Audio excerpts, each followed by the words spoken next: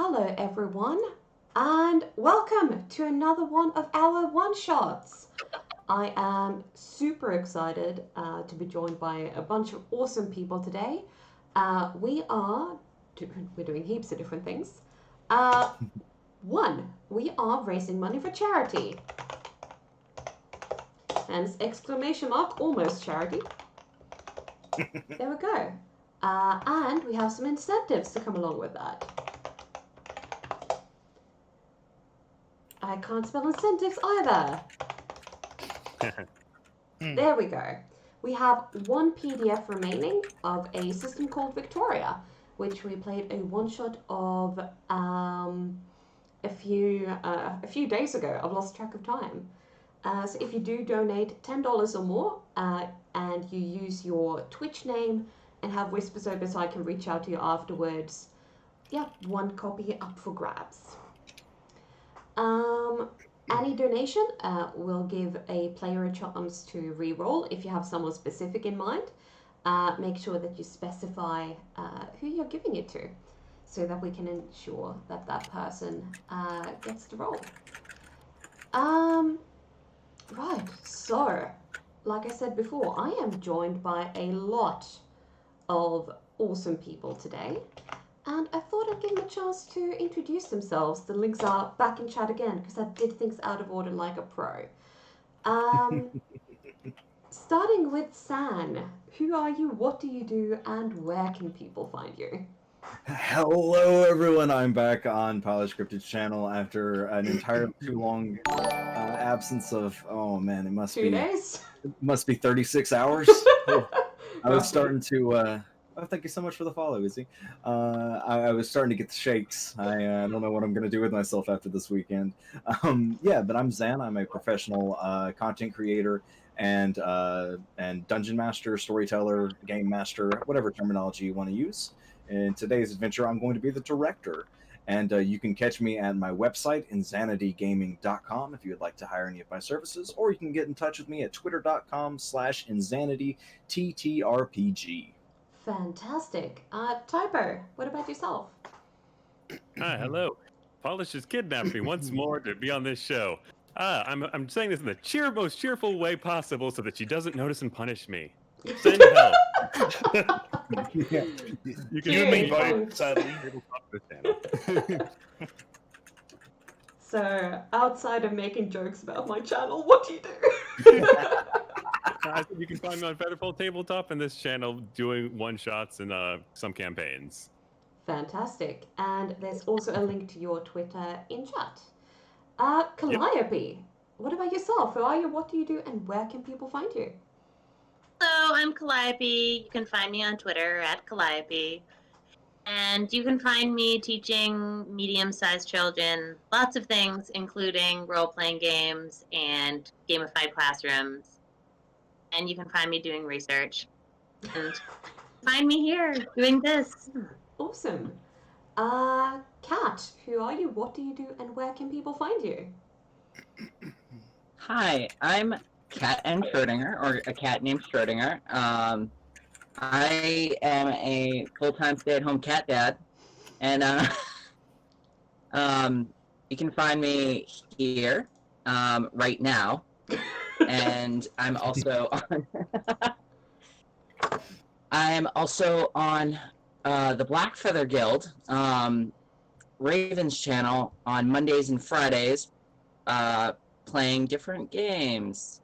Yeah, Kat is in a Monster of the Week campaign that I run over on the Black Feather Guild. And a D&D campaign that I run. Nice! I love that we're like grabbing people from different shows and go, you all haven't met, this is going to be great! You know how I run. Oh, absolutely. Plod, who are you, what do you do, and where can they find you? Obviously, my name's Plosky. I'm a Twitch streamer mainly. Full-time worker, obviously, sadly, which is another part of it. Just find me on Twitch, basically. I haven't done anything else. But yeah, just like to hang out and have fun. Fantastic. And sadly, Polish has taken me also captive, but I can't say too much. Excuse me. The last time you were on my stream, what did you do? I fell asleep Yeah. only because I had worked myself into a state of unconsciousness, Sure. and literally just like. He's fallen asleep on my channel twice. Oh my gosh, Polish, you're working him to Yes. sleep? How horrible! Yeah, it's what I do. Flee around while here. you can. That's all I'm going to say right now. Love you all. Alright, and I am polished. I hold people hostage, and in addition to that, we do heaps of role-playing content on the channel, including one-shots, campaigns, and a talk show where we sit around and talk about all things tabletop related. And today we are doing, like I said, a one-shot of That Came From Beneath the Sea, a system that the last time we played was absolutely amazing, and I'm like, I want another one, so that's why I roped San into this. So, San, could you please tell us a little bit about this system that we're about to embark on? Oh, Polished, you say you roped me. I had my head down and my arms already at my side going, oh, wouldn't it be a shame if a lasso appeared right now? It would be so unfortunate. Oh, no, I hope a lasso doesn't show up. Oh, follow. Yeah, so They Came From Beneath the Sea is a really cool, really unique role-playing game. It's done by Onyx Path Publishing. Big shout out. I was actually lucky enough to run They Came From Beneath the Sea at Onyx Path Publishing's virtual convention this year alongside Calliope, where she absolutely derailed my game, and I will not let that go. Yeah, it's a really cool another follow. Fantastic, thank you so much. And we're Soba Kitsune. I think I know who that is. Sorry, yeah, I have the attention span of a magpie, despite being the director for this game. So what this game is an homage to B horror movies. In the best kind of way. Everything is really, really tongue-in-cheek, really meta. There's going to be a lot of corniness, a lot of puns, and think of this as, well, I don't really have a good example, but all of our characters are characters portraying actors portraying characters. So there's going to be a lot of fourth wall breaking and some probably high drama actor shenanigans as we film our movie, and it's based off a dice pool system, so very unlike D&D. It's going to be a combination of an attribute and a skill, and we'll roll a pool of dice equal to how many dots there are into that stat, and a success is an 8, 9, or 2 successes if a player rolls a 10 on one of their d10s. Very important that you don't roll d6s in this game, because you will fail 100% of the time. And yeah, there's going to be opportunities throughout the story for the players to take directorial control of the scene through the use of their trademarks. They have tropes allowed to them that give them kind of special abilities, like an unlimited stash of weapons, or the ability to just say, no, that weird supernatural thing that I'm seeing isn't actually real at all. I'm just high. And yeah, most of these games are set in the peak of the Red Scare and Reefer Madness, so there's going to be a lot of real tongue-in-cheek jokes.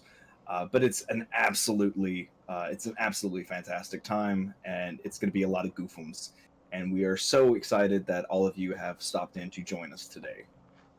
Is there anything else that I should go for? That I should open my hamburger trap about, Polished? I like that you're asking me about it.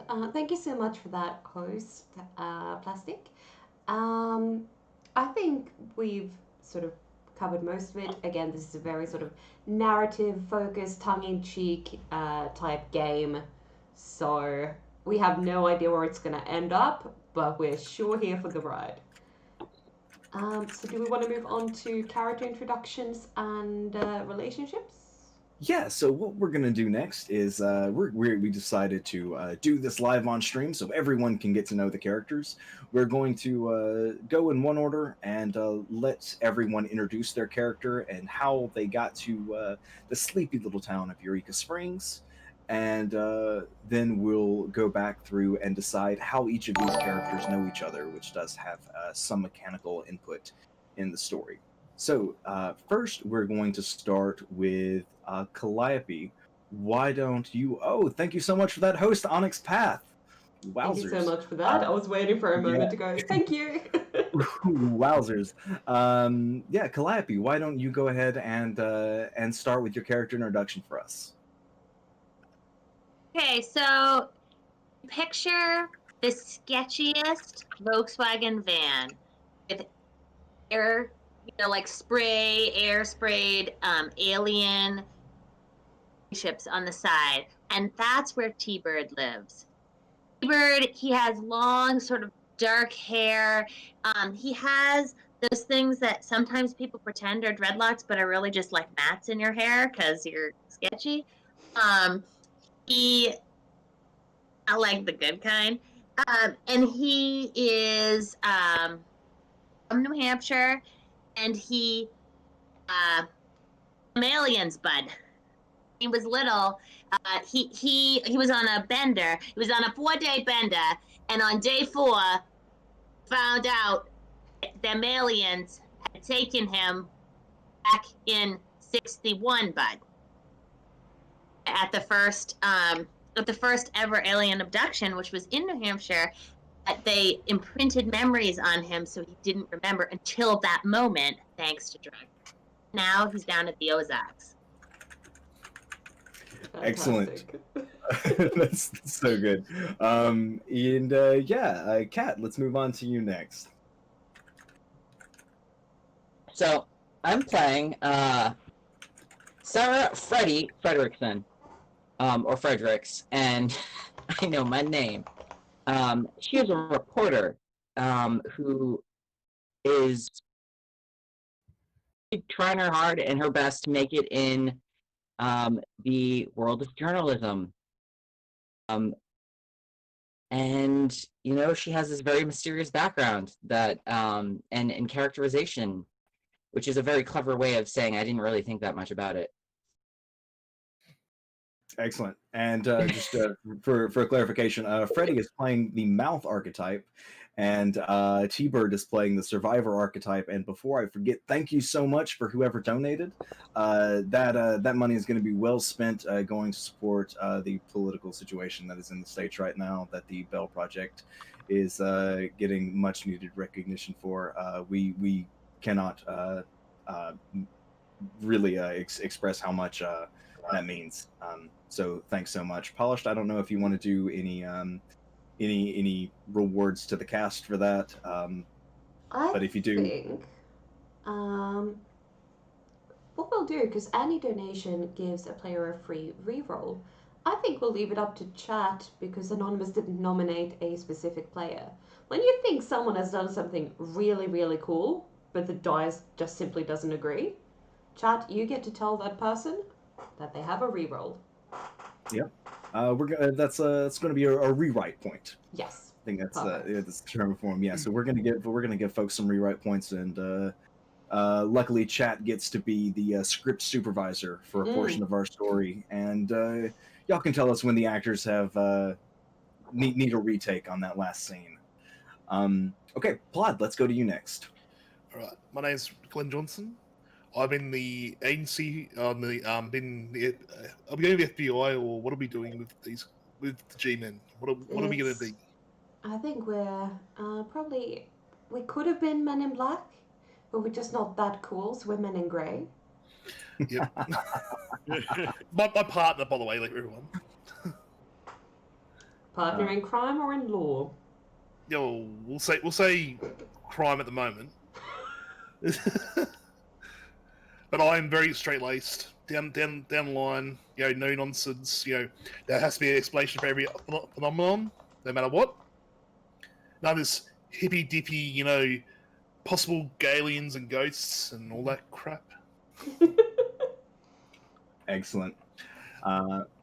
Yeah. Polished. Who are you playing today? My name is Doe. I listen to both John and Jane. I have taken the art of neutrality to perfection. There is nothing that stands out about me. I wear a grey suit of a nondescript cut. I have mousy brown hair. And it's very hard to tell how old I am or even what eye color that I actually have. I'm one of those faces where you may have seen me, but you're not going to remember me. And unlike my work partner here, I fully believe that there is something out there. Evidence. Okay, and that brings us to our last character, the wonderful Typo. I love how Typo is like the character name. Saving the best for last, I see. My name is Dr. Extraordinary Esquire, world famous inventor, scientific adventurer, and part-time tap dance instructor. You can be professional. You can call me Dr. Esquire.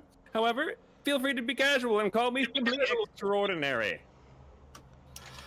Well, I have to look at our dossier and this character, I think.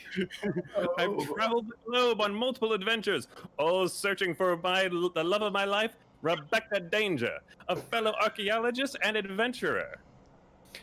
We've had a sort of off and on relationship.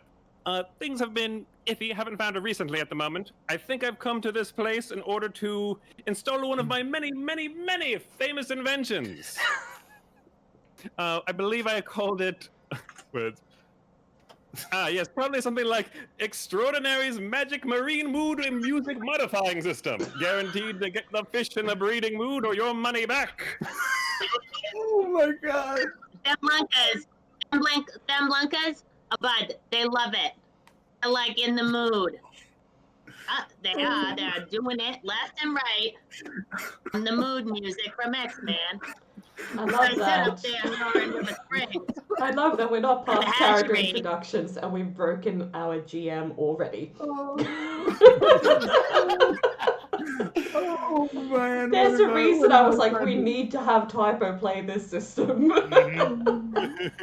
Why did you let me do this? This is your Because you elevated the whole stream completely now. Oh. Oh god. Okay. All right. Okay. I'm good. I'm good. I promise I'm good now. So we're gonna, now that we know who everyone is playing, we're going to start with we're gonna go in reverse order and let the players tell you how they feel about the other characters. This does have a mechanical value. If a player tries to use their turn or their action to help another player, the stronger their relationship, the more dice they get to help them out. So we're going to start with Dr. Extraordinary. Who is your strongest relationship out of our players in that you know of? Well, that's probably going to be Calliope, I think, or Calliope's character. T-Bird. Whose name eludes me at the moment. T-Bird, that's it. How can I forget that? I think, based on what we talked about, T-Bird is working as an intern, so to speak, though paid under the table, helping me out with whatever shenanigans might be happening with, I don't know, T-Bird. Well, I don't think that the fish hatchery officially understands that we have put the mood music in with the fish, but we are getting a lot of fish up there.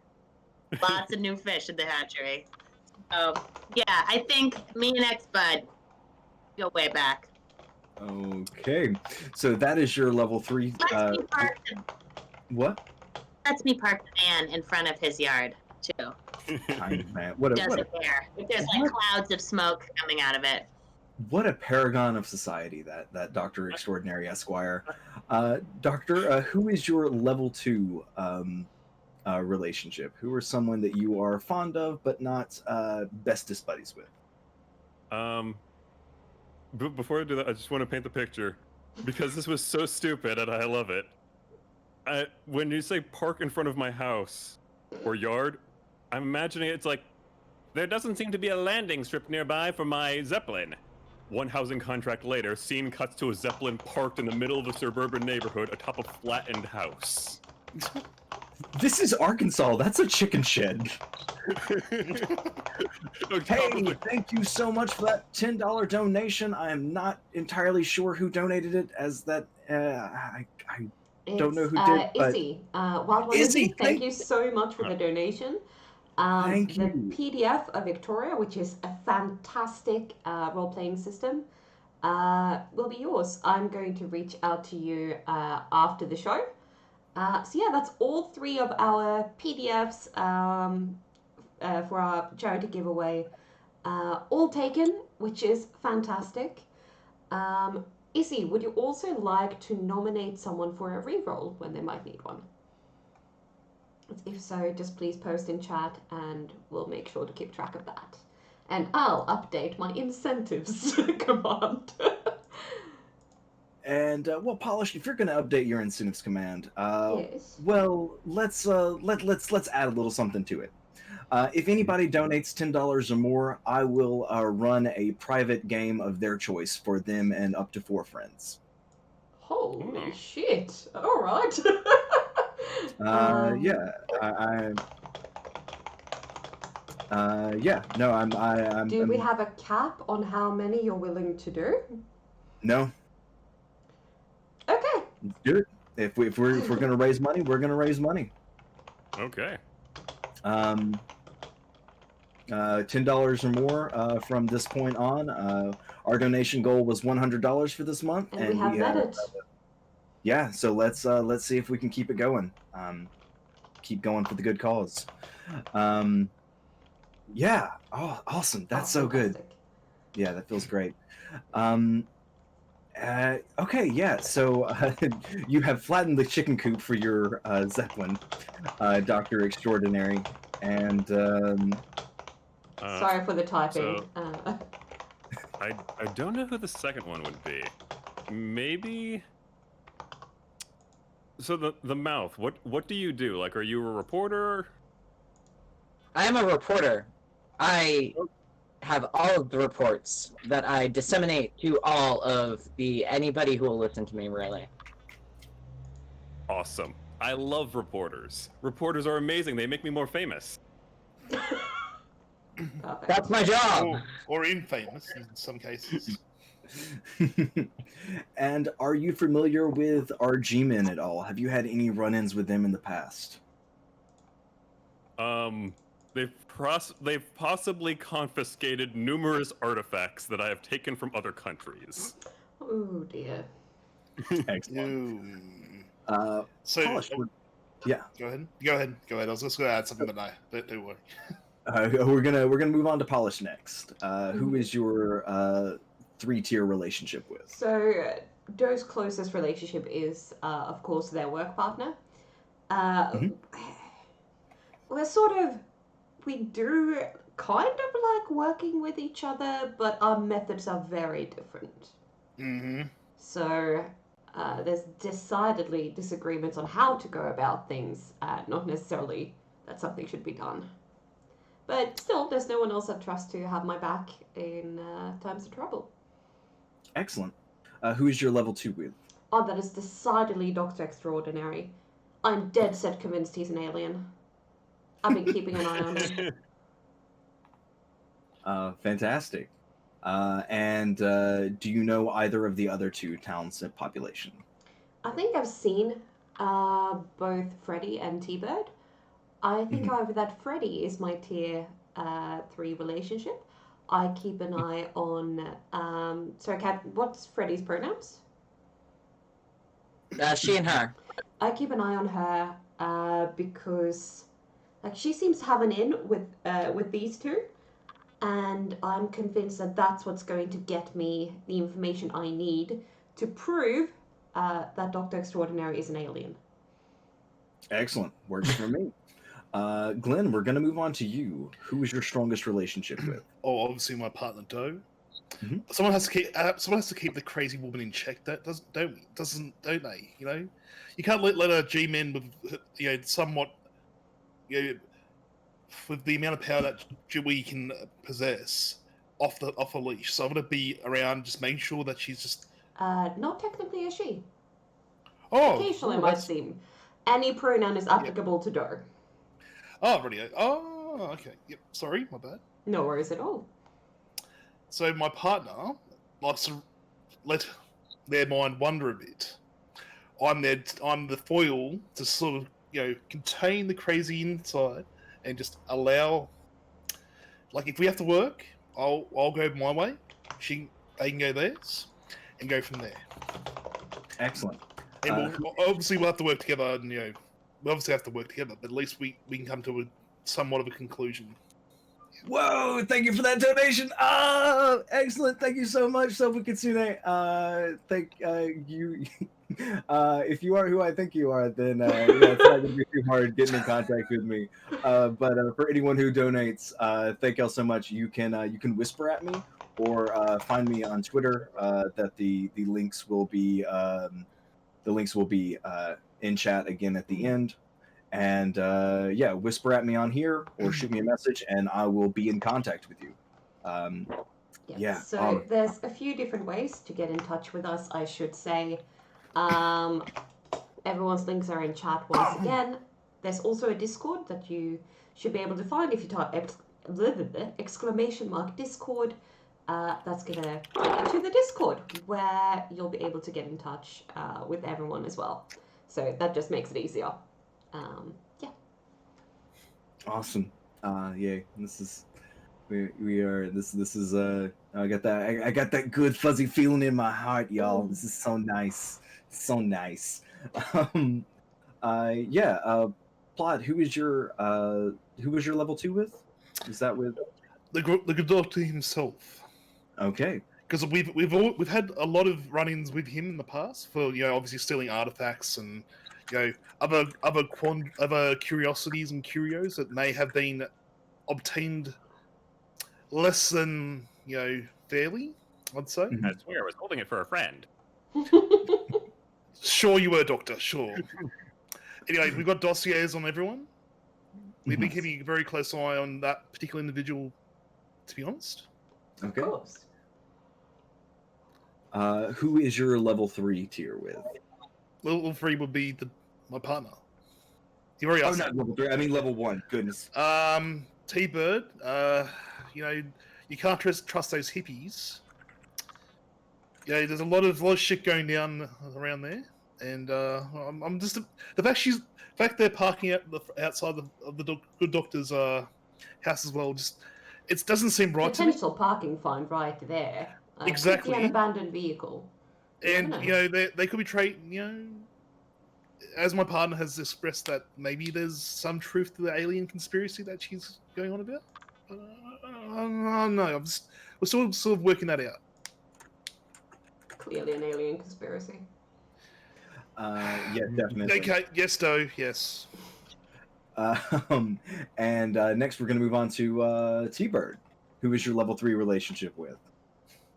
So, Bird, well, I'm gonna tell ya, them lunkas are very entertaining. But since I can't have a level 3 relationship with the fish or them aliens who haven't come to pick me up yet, it's gotta be the good doctor. The good, he's all right. Yeah, he's like, you can tell he's not from around here, but he's all right. Awesome. And Fantastic. I'm imagining in my mind that, like, in the night, all the chickens that got displaced when the Zeppelin crashed into the chicken coop now all roost on top of the van. The like many kinds of myriad smokes that come out of the van, like all the chickens are just sort of like walking around in circles and like making weird chicken noises to each other. It's super far out. Excellent. Just a heads up, Calliope, you're occasionally sounding slightly robotic. So just make sure you keep an eye on if your Discord connection gets a bit iffy. So yeah, I might have to ask you to repeat occasionally, but it's audible. Just a heads up on that. And thank you for the follow, Awesome.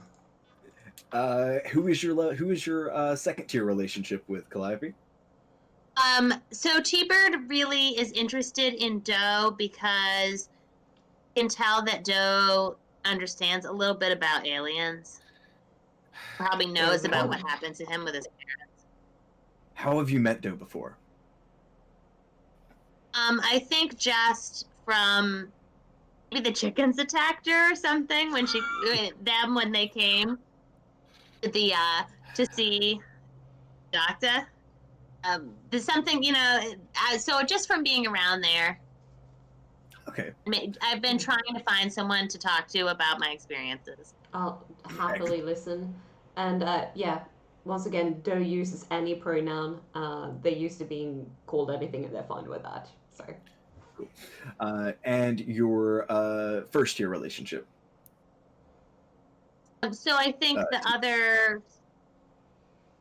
I mean, I certainly wouldn't. T-Bird would have no use for Glenn Johnson at all. But I think that's like a 0. But I think that T-Bird would also be interested in Freddy because maybe he could talk to Freddy about his alien experience because he's just trying to get back onto the mothership. Okay, excellent. And Freddy, last but certainly not least, who is your 3-tier relationship with? I'd have to say my tier 3 relationship would probably be with Doe, because with Doe I can get stories that are both extraordinary and about aliens, but also stuff about the government. Yes. And both are very important for a journalist to write about. I might be selling you information on the side, and by selling I mean trading for some information I think has value. Doe, can I remind you that that is above our pay grade? Thank you very much. We shouldn't be spreading secrets around. Might be above your pay grade.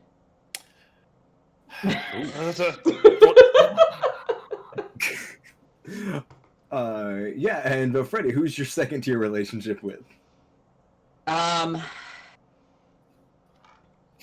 say probably Dr. Extraordinary, because, like, whether or not they're true, these stories are definitely interesting.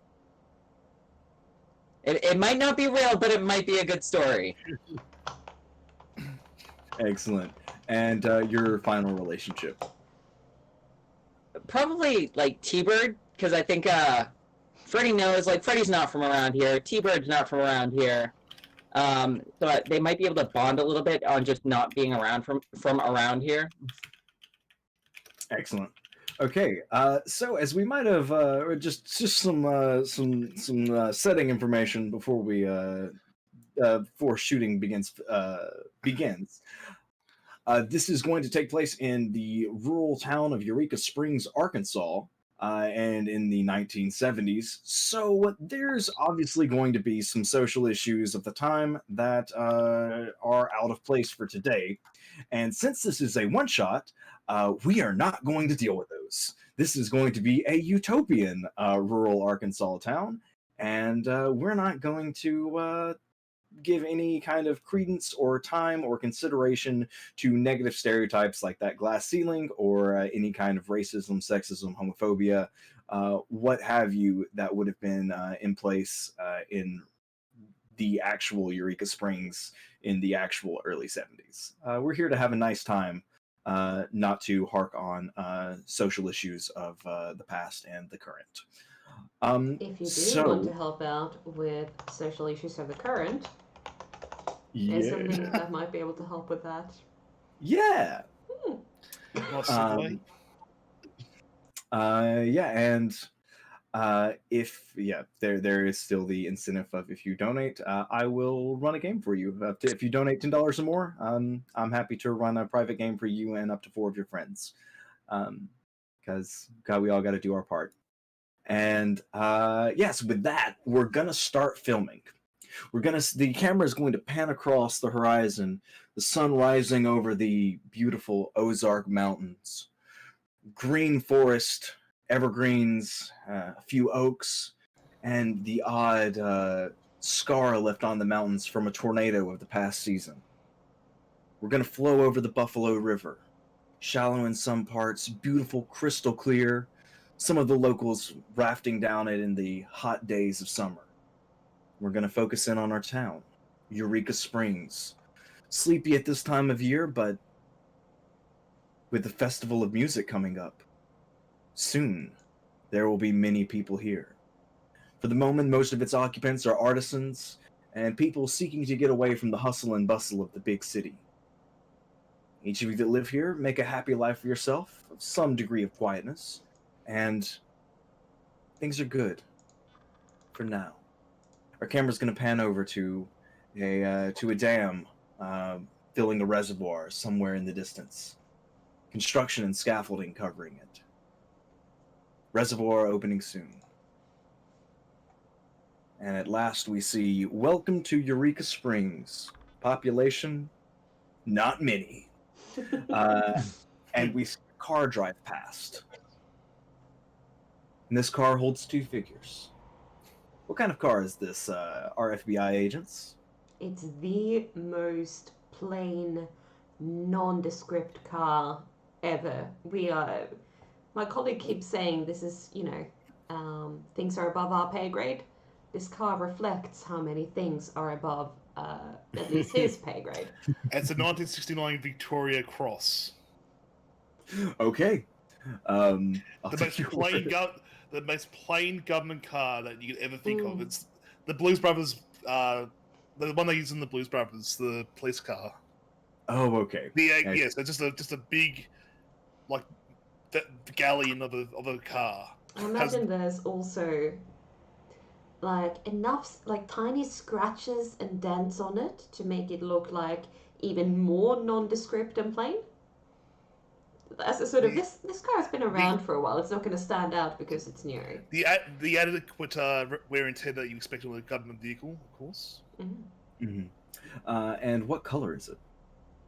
Beige. I was going to say brown, so it's definitely in that range. Maybe it started as beige and these dirt roads aren't treating it so well. Yeah. And it's a little bit more of a brown It's now. that sort of 70s brown that you also saw in the late 60s. Mhm. Definitely. Mhm. Wood Excellent. paneling, Beautiful. that kind Beautiful. of thing. Oh, Making my heart sing. And this is a pretty bumpy little road, and the camera's going to cut to the back seat, and we're gonna see just a section of both of your faces in the rear view mirror. And the scene is yours as you pull into Eureka for what is apparently not the first time. we're back here again. This backwater town. What are we doing here? There's always something to find. Yeah, but it's always that one particular individual that we have to visit. It's never anyone else. Look, What is? Dr. Extraordinary has led us down many a valuable path. Yeah, but every time it's always been riddles and games with him, and then suddenly, you go on this wild goose chase that ends up going nowhere. They always go somewhere. Just because you aren't willing to accept what you see doesn't mean it's not there. We need evidence, scientific good. evidence. Not this, We're in a good place to get it then. he seems more like a quack than anything else. Doesn't follow medical science or actual, the laws of physics. Damn it. I wonder where he got his PhD or MD. Me too, actually, to be honest. I could look into that. I'd say it's a forgery at best, considering his actions as of late. False credentials. Possibly. I think the reason why y'all are here today is there has been a report from some of the there's been a surplus of Arkansas's own Muddy River caviar, a delicacy outside of the South because people in the South know that it's hot garbage. But there have been reports of people who have been eating it, their tongues turning purple and growing insatiable with libidinous intent. But yeah. Now, the good doctor was working on something to make fish more active. I believe that's the case, yes. See, we have a solid lead, solid evidence. We're in the right place. I'll give you that. For this one case, I'll give you that. Coincidental at best, but then, of course, that's how most of these mysteries start off. All right, let's go. Let's go and see the good doctor first. Let's pop in and see if he has anything concrete, anything that we can go off. All right. So as the two of you take a winding mountain road up to the doctor's estate, we'll call it, our camera's going to pan over to Freddy. What are you doing today, Freddy? I'm driving around, kind of listening to a police scanner, trying to figure out what's going on, if anything. I'm sitting in a pretty beat up car. Maybe it's is it El Camino? Is that the one that's kind of like a truck that is a car? Yeah, it's the mullet of truck. It's the mullet of cars. Oh, Yeah, absolutely. So I'm in a really shitty El Camino, and with a police scanner. And what time of year is it? It's summer. You would know as a resident of this town. It's only a few days away from the Ozark Stock, the music festival. Oh, right. So yeah, I got my windows rolled down all the way, and I'm probably like on an off-beaten trail, so people can't hear me with the police scanner blaring. And I'm probably just writing notes down about, trying to come up with something that's gonna bring me in the direction of some kind of story. All right. What are T-Bird and Doctor Extraordinary into today? Well, T-Bird gets up early because his van is covered in chickens, and they get up early. And so I think he's gotten up early. He is chain smoking outside of the van and probably cooking some really fresh eggs and getting ready to go to work. He's gotta get the van sorted out to go up to the Roaring River Fish Hatchery, Okay. where they take care of the lunker trout. And he's gonna see before he goes. He's just gonna see if the doctor needs anything today or whatever. It's always good to have a few extra bucks. I have this I have this idea of what you're smoking. It's the never-ending dog end, and it's just it's a hand roll that you smoke until it's almost gone, and then you ash it, and then you next time you need a cigarette, you put a few butts together and roll them up, and this is a cigarette that has been through generations. Yes, that's exactly how T-Bird rolls. Yeah, literally. Doctor, you hear a knock at your door this morning. T-Bird, it's good to see you. You ever get the feeling people are talking poorly about you? Oh, bud. That's wicked. That's wicked paranoid, bud. It's morning. Right. No one ever talks poorly about me. I'm extraordinary. Yeah. God, that ego to the ethos, yeah. Anyhow, I've had some ideas about our project. I was thinking about turning it up about 50%, above 50%, above 20%. What I'm saying is 120%. Do you think the fish can handle that? Yeah, them lunkers, they can handle whatever you put at them, bud. Yeah, them fishes, they look at you with that eye, bud. Big. Looks in your soul. Yes, it's really weird how they don't blink like that. I once had a staring contest with a fish. I lost, actually. Really badly. And I think... Oh, yeah? Go ahead. Hey, bud, over there, Oh, there. That's them feds, bud. Hey! Oh, the feds. He reaches into his pocket, like pulls something out, throws it back into his blimp, turns back around. Okay, I'm ready to meet. Them feds, bud. They're trying to, they're wicked casual. Where it was sort of And- parked Hey, some Joe! distance away, binoculars out, Yeah. Yeah. absolutely failing at approaching stealthily. It's a dirt road, yeah. We see you coming a mile away. I think, Typo, Want as some you, coffee? I think as you throw whatever that was in your pocket into the bottom of your in the bottom of your zeppelin, there's a small like firecracker noise, and we just see like a plume of like orange smoke.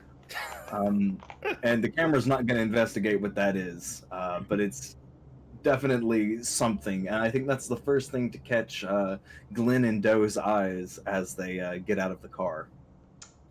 So that could lead to a bushfire. Yeah, I think we might have to go investigate on That's just probable cause, isn't it? Yeah, well, definitely. Yeah, that Zeppelin probably Good. full of helium. Then I won't need to convince you to walk over and have a normal conversation. It's okay. You can flash your badge and everything. I just want to chat. I don't want to flash my badge. You know, he knows who I am. He's seen my face multiple times on the several felonies he's possibly caused in this last couple of years. I'm also going to pick up, like, I'm going to lean in through the car window, which is left open because it's the 70s. I'm going to reach for the police radio and I'm going to go, "Hey, Freddy. Freddy, you around?" Yeah, Freddy, you hear your name being called in the police scanner. Given that it's the police scanner, I don't believe I can respond. No, but I'm giving you time to catch up on it. And then I'm gonna say, "Seems we have a medical problem." And leave it at that. Okay. I start my car and I start driving towards Dr. Extraordinary. So I know what that means. Excellent. And as I drive out, I think to myself and I wonder, I never really asked myself why we have a couple of Australians working for the American government. They're the only impartial ones in this communist-infested landscape. See, Yep. we've been recruited because they suspect that Russians can't fake Australian accents. They've learned the American ones. So Yep. that's why we're a safe Perfect bet. May also be that this player cannot get out of an Australian accent. I've tried. In my case, to be honest, it's all the beer drinking. It's just hard coded in my brain to speak in an Australian accent. So the communist, indoctrination programs just don't work on me. Sadly, my keen Australian intellect has just kicked in. Excellent.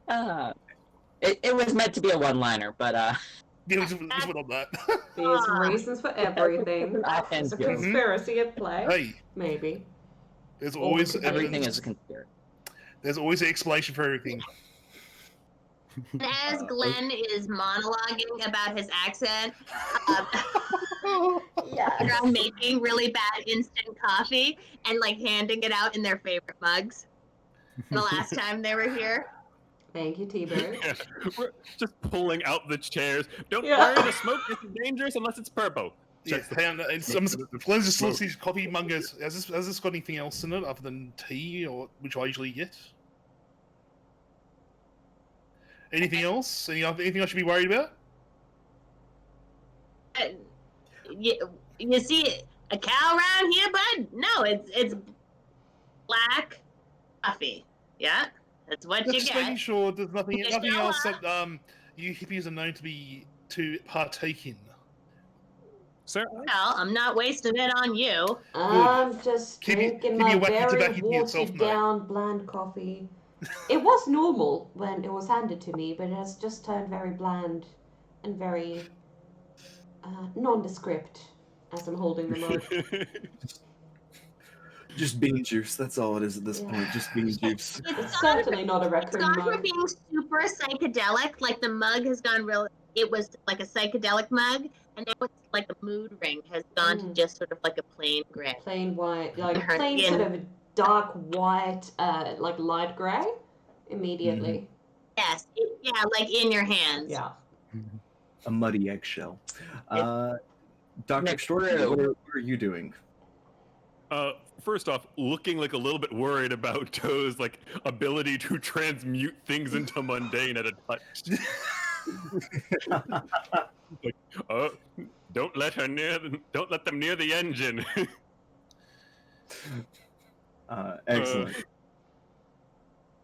But he's welcomed them into his his abode. Welcome. Take a seat. Take a seat anywhere. Don't sit on the pipes. Those are dangerous. They're incredibly hot. They will burn you. Dangerous, you say? What does this lead? Yeah. What do they lead to? Well, those lead to the engine, I do believe. Bud, they lead to a big scar on your ass. When you sit on them, that's why the doctor said don't sit on them. Oh, Steve, thank you. I just imagine this room covered in Rube Goldberg machines for. Yeah. Oh, absolutely. It's like the writers didn't understand that steampunk technology is way before this science fiction, so they just took a bunch of steampunk technology and painted it chrome. It's actually Half the film's It was budget went to left paint. over. It was left over from the last big budget movie, or maybe it was still like in the back lot, and they've just pulled it all in. Yeah. I think Freddie, you're around this time. You're pulling up, and you see the familiar car of the agents outside Dr. Extraordinary's house, and from the Zeppelin you see a plume of purple smoke. I look at the purple smoke and I say, "Yeah, that's about normal." And Yeah, it's a typical. and Tuesday. I think I've just let myself in, Okay.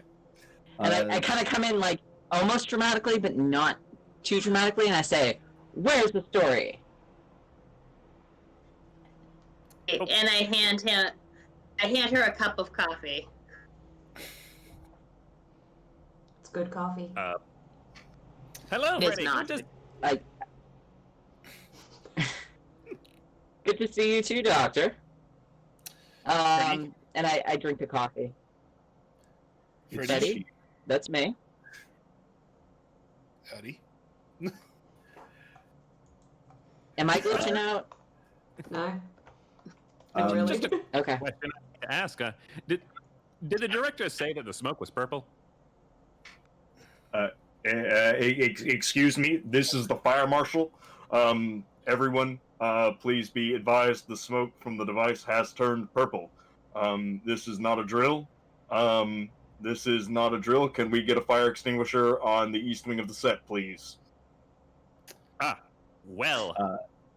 And then we're going to hear off camera the sound of fire extinguishers going, and a little puff of fire extinguisher off outside one of the windows. I absolutely make sure that I don't get any purple smoke on me, because, like, the costume department are not going to be happy. Yeah. If I'm also going to walk away a little bit as well, just in case, because I'm in sort of the vicinity. I'm for sure walking right towards it. I'm like beelined over to smell up as much as I can before it all goes away. It is it smells purple. That's the only way to describe it. It smells purple. And that's how I lost the last intern. Hey,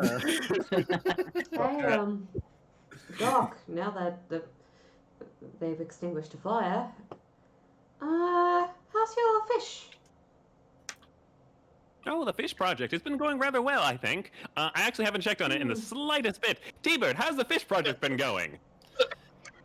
Oh, well, them monkeys up there, they're breeding like rabbits, or would be. Yeah, you gotta go up there to up 112, come up to the hatchery and see them. They're everywhere.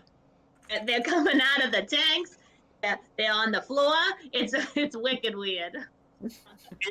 It's pretty crazy. Like, don't use the water fountains there. Oh, yeah. Okay, that's Caviar. yes. It's well watered. Yeah, Fine. yeah. If you come up there, you're gonna see how they caviar gets made. It's not for the faint of heart. It's wicked, wicked weird. I think as You just come up. I think as T-Bird says that, the camera pans over slightly, and we see come into frame odd fish-sized ball gags and BDSM equipment, whips that look like they are oddly suited to fins rather than hands. It's very unsettling. Glenn's like, what the hell? I think at that point, one of the script supervisors comes in. It's like, oh no, we forgot we had to cut the rating of this movie down a little bit. That's the way. That's the wrong kind of fin dom. The actor who plays Eddie is not in the league that. Sorry, that broke me a second. I'm so glad this movie is raising money for the children. I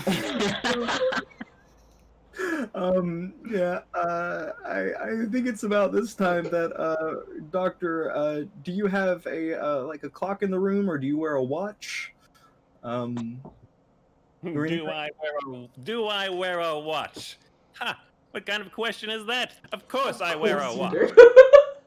Oh goodness. And it's from this pocket watch that we hear a cuckoo cuckoo and a cuckoo and a little bird pops out of the watch from a seemingly entirely too small space, wearing a similar hat and goggles, and says, "Memo reminder, meeting in town square in 1 hour. Cuckoo, cuckoo." And retreats back into the space that is entirely too small for it. Little sucker always gets me in the face.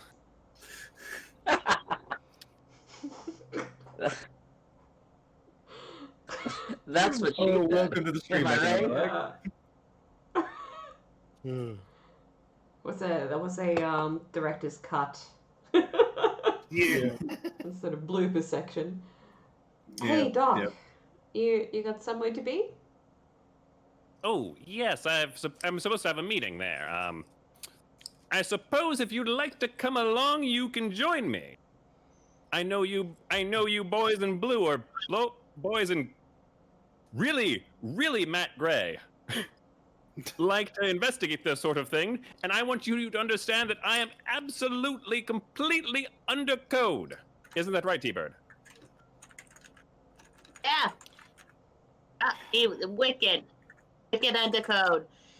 But it can't take too long because I gotta get up to the lunkers before they all start falling out of the tanks again. Ah, yes, I remember. You asked for a shovel the other day. I'll go get that for you. Yeah, this is actually a T-Bird. You would have a vague, purple hazy memory about this. This is there's going to be a meeting in the town square today to discuss the tourism plans for Ozark Fest and how people are going to set up their shops and prepare and rent out any rooms that they want to rent out to the tourists. They're expecting the town's population to increase by 1,000% over the weekend for this great little music festival. Oh no, they're listening to the mood music. I'm decidedly Sorry. going to lean over to Glenn and go, "Hey, did you see that pocket watch? Mm-hmm. That bird, it's not what I couldn't fit in there." Yeah, it seems to be some type of space folding technology that he must have discovered. See, I think he's from space, and that's how he found it. There's an explanation for everything. Yeah, A he's logical from explanation for space. I don't believe he's from space. Let's just let's just follow him along and just observe closer. Look at the Hey. top hat. Hey, bud. No. I was like, I don't know, 10. Them aliens, bud, took me up to space. Fair enough. Sure. Aliens definitely adopted you out of everyone else in this town and brought you back. I'm not.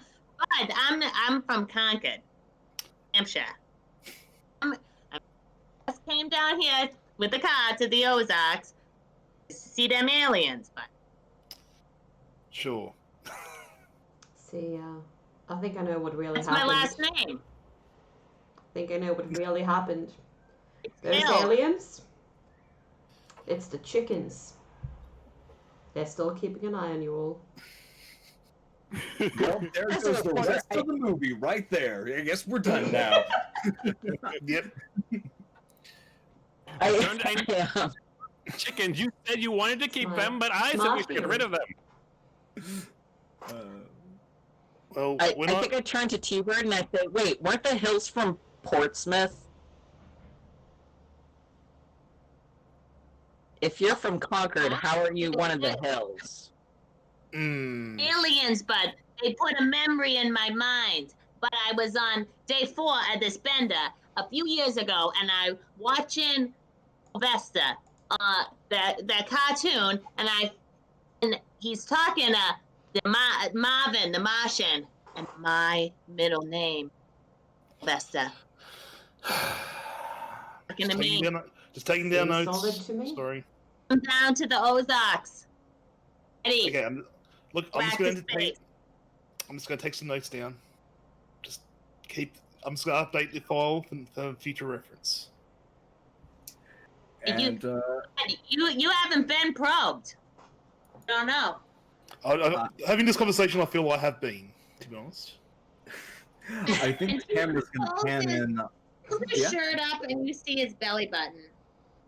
He's like, probed. Okay, sure. Just And with that in the background, the camera's gonna pan in on Glenn's notes. Glenn, what do your notes say? Schizophrenic, possibly schizophrenic. Drug haze. Possible drug haze. Definitely marijuana. Manipulative. Could be a liar. I've seen so many of Glenn's notes.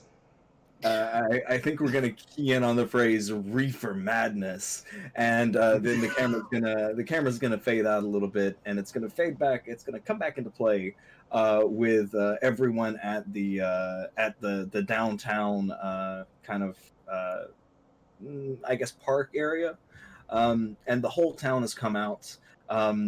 Each of you have come here for your various reasons. Calliope, T-Bird, you've probably checked on the fish quickly, so your commitments for the day are minimal. Freddie, this is where the mayor's going to speak, so this is where you got to be. And Dr. Extraordinary, what else are you going to do today, right? You got people watching you, so you can't really get up to the normal, the normal 9 to 5. Exactly. So there's a few people set up selling street food. It being Arkansas, everything is deep fried, including the gator.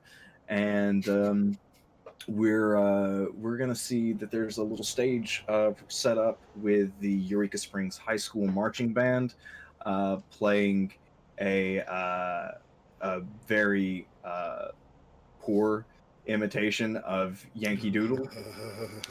And as they finish, the mayor walks up. Mayor Hutchinson walks up to the stage, to the platform, and goes, "Well, hello, everyone.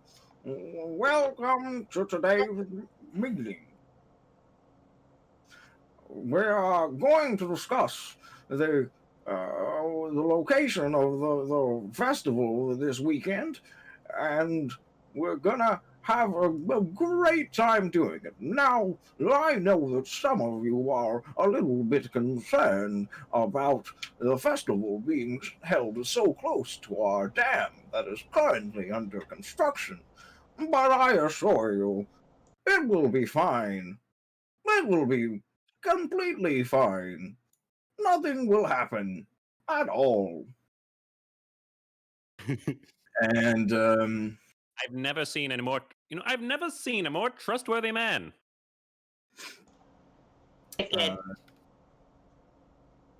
Yeah, and he continues to go on about the safety for a few minutes, and he goes, and since we have such a fantastic group of musicians coming to keep us company for the weekend, I would like everyone to get a special treat from one of the headlining acts. Please, everyone, put your hands together for the Banjos. And four people walk on the stage, um, all each with banjos of various lengths and tuning, and they begin uh, just banjoing their heart out. Um, as the scene cuts back to the rest of you. Freddie has been Banjos. taking notes on literally everything the mayor has said, and is now writing notes down about how awful the banjos sound. Oh, In it's her an little- acquired taste. How dare the mayor bring us here, promise us security, and then deliver us banjos? Hey, Glenn, didn't he seem a bit too keen? Indeed. See, with all Very, the caviar business booming. I know where you're going with this. We still need to investigate. I That's do what we're agree. doing. Something is definitely afoot. I think Freddie wants to know where the mayor's sources are for. She wants to find out how he knows nothing terrible is going to happen. Okay. How does he know that? I think as you walk over to approach the mayor, you see him deep in conversation with a woman in her probably early 40s, and it looks like she is very heated about the conversation, and he is completely deadpan, and goes, "I'm sorry, Miss Jackson, but there's nothing to worry about," and turns around and walks away. And you see the flustered face of one of the local activists, Miss Martha Jackson, in the main part of town, approaching you with clipboard. Do we know? Oh. Yeah, the rest of you can see this as well. So I say, I'm sorry, Miss Jackson, but I am for real. Damn it, you beat me to it! Yeah. Oh, I was gonna God. say. That's why I was like, do I know her? I'm really sorry about making your daughter cry about the last The time. what Yeah. I wrote in the Ozark Journal. Is there any way I can make that up to you?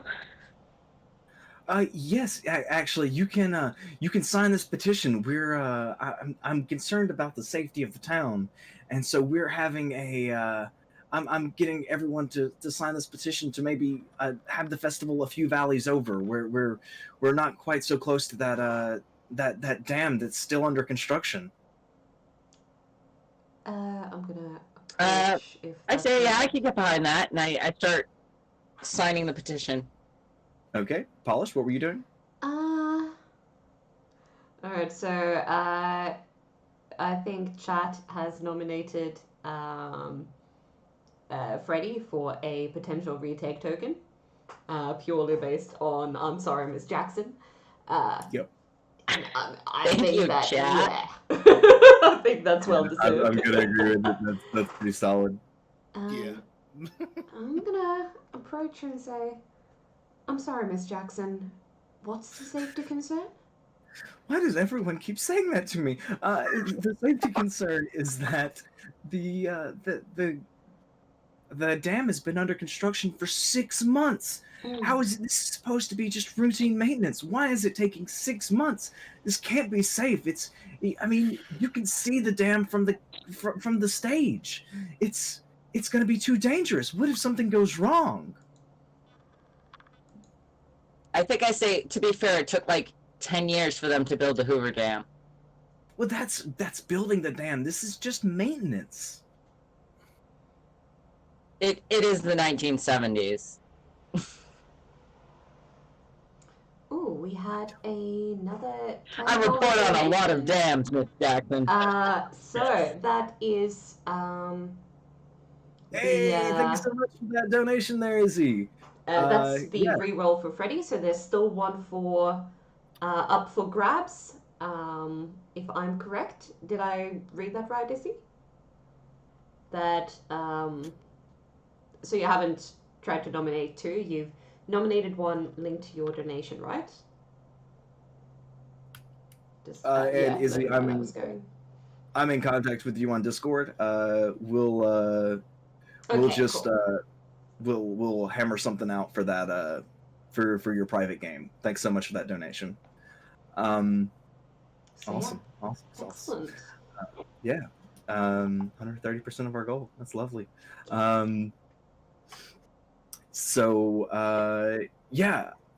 Who was doing the next thing?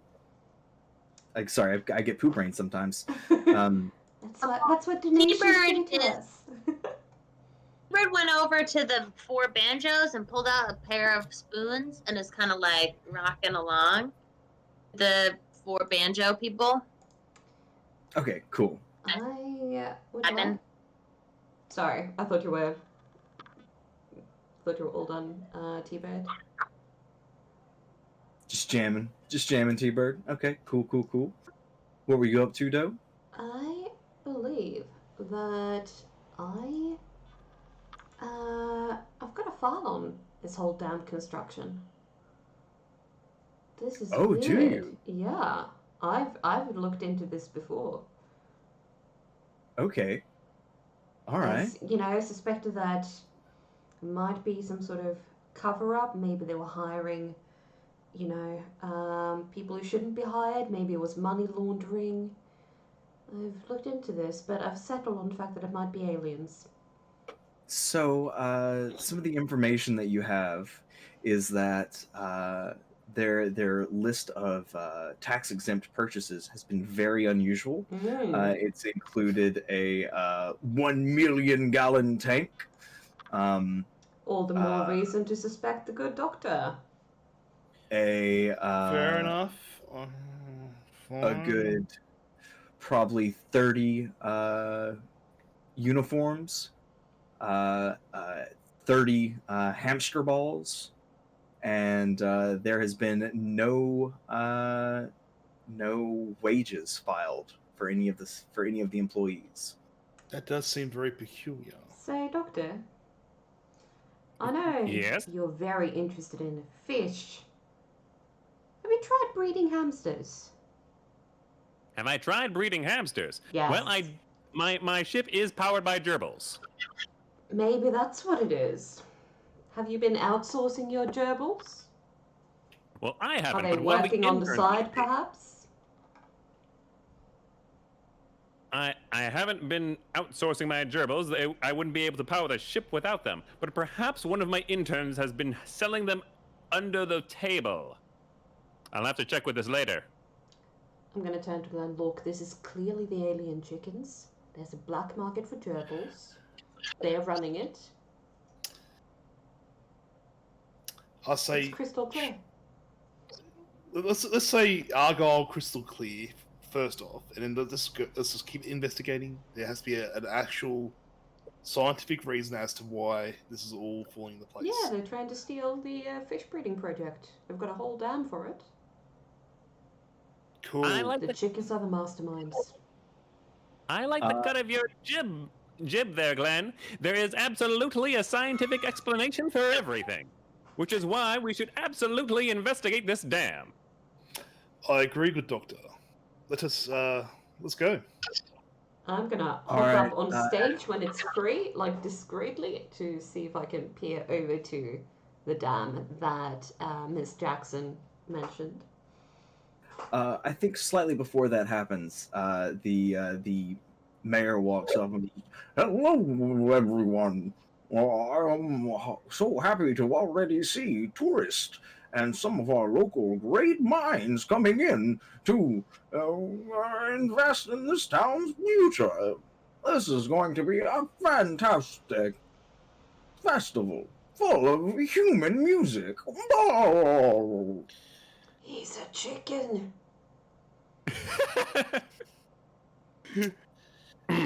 A delusional man at best.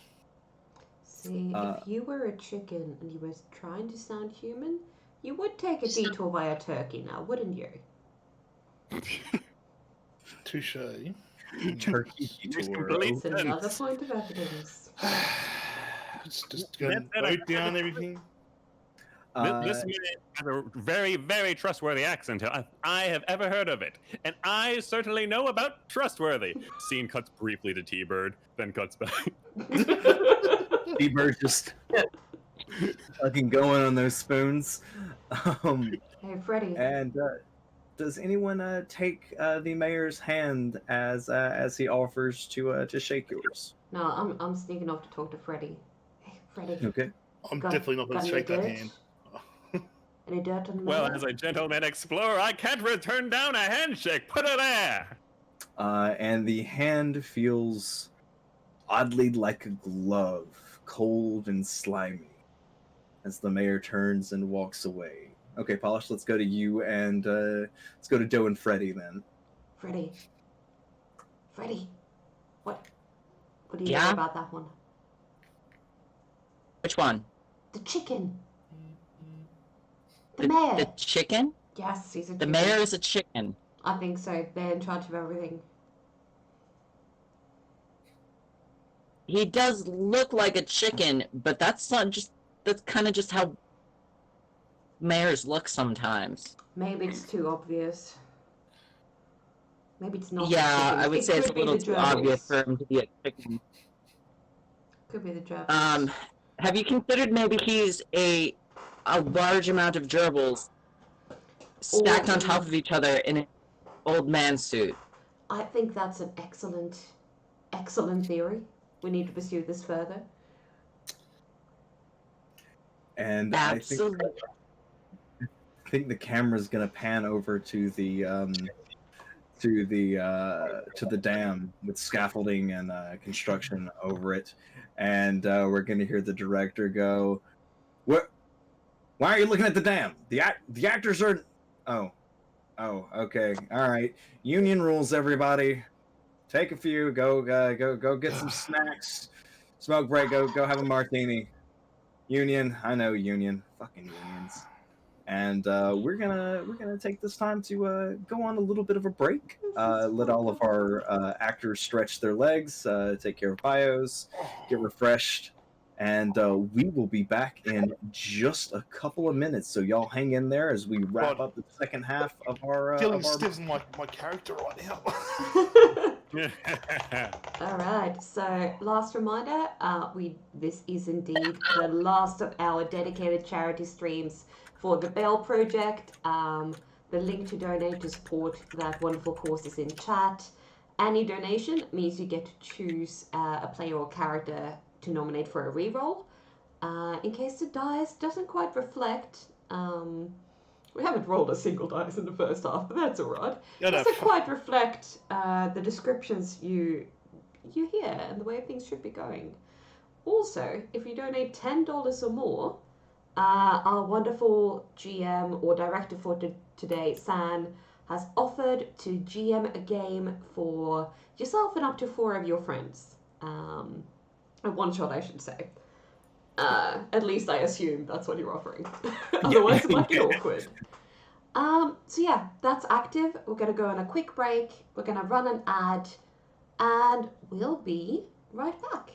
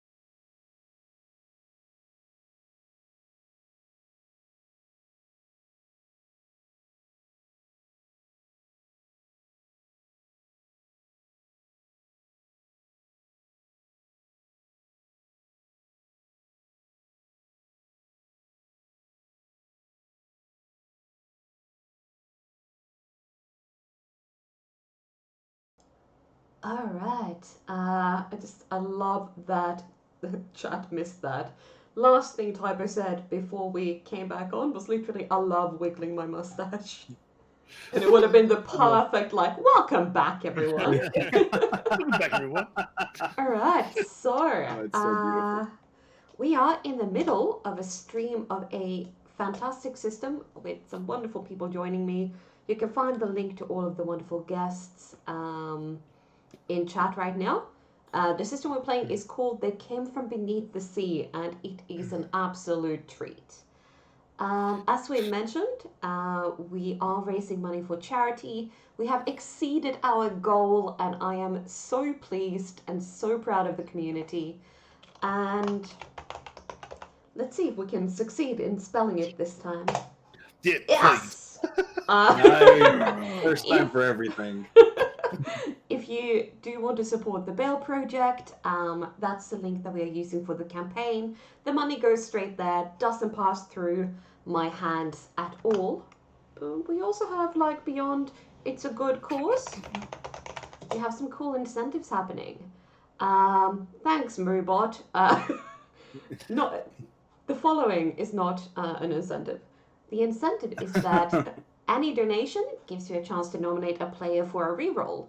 So if you think they're doing a great job and the dice are betraying them, that's a fantastic way to change that. Now, if you're feeling generous and donate $10 or more, our wonderful GM San has offered to run a one-shot for you and up to 4 of your friends. So just make sure that if you do go for that option, there is some way for us to get in touch with you. Otherwise, it can get a tad awkward. So yeah, Son, would you mind bringing us back into the action? Yes, of course. So everyone had attended the town meeting where the suspicious mayor had told people that there would be no safety concerns whatsoever with this dam under construction right outside where the Ozark Fest, a local music festival, was planned to be held in the coming days. And excuse me, and we're I think people believed him to varying degrees, though some sympathized with with a local, Miss Jackson, trying to convince the mayor to hold it a few valleys over. But it seems to be to no avail. Is there anything else we need to cover at the town center before we move on to our next scene? I think Well, I would like. So one of eBird's trademarks is the one about holding the tentacle. See how it holds its tentacles? And I'm wondering if, as he's playing the spoons, the combination of being raised by aliens and also working at the fish hatchery, if he can see anything unusual about the mayor. I'm gonna say that's gonna be a cunning and culture roll. And what the Okay. yeah. What about enigma? Mysterious. Sure, I think that'll work. Be good. Because otherwise I'm just rolling one die. Okay. All right.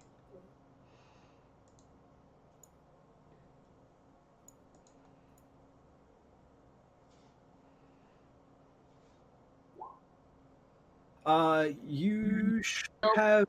Do you know how many dots do you have in cunning? One. And no dots in enigma? Very cunning. Oh, I do. It didn't quite work, so I gotta do it again. Okay, no problem. Oh yeah, you need to roll without a space. I know. I realized that. Whoa! Hey, whoa! Nice! Oh my god, that's Very all nice. successes. Yeah. So we had 2 8s, a 9, and a 10. Yeah, and in this system, the 10 counts for 2 successes. So, yeah, as you see the good doctor shake the mayor's hand, and the doctor's face kind of contort from the strange textures on it, you see the mayor reach down and what looks like he's adjusting a glove, but he's not wearing a glove, and the skin on his hands seem to tighten a little bit in a weird way before he continues kind of walking in this fashion on. Yeah, you get a real weird vibe off that mayor. It might be the mushrooms, or you might be right. Something might be wrong. Alright, so T-Bird's gonna slowly keep playing the spoons and go over to Doe. Like, hey, bud. Hey. Hey. Yeah. Come here. Maya. Wicked weird. I know, he's a chicken. His glove. To His cover wings? handcuff. Tight. There's something wicked weird about him. Can I? It's not chicken. Can I see if It's I not can chicken. put 2 and 2 It's together? not chicken. Because if Sure. it's not a chicken, it could be a gerbil. It could be the fish. Okay. Yeah. Go ahead. And is that a trope or a trademark, or are you just wanting to make a roll?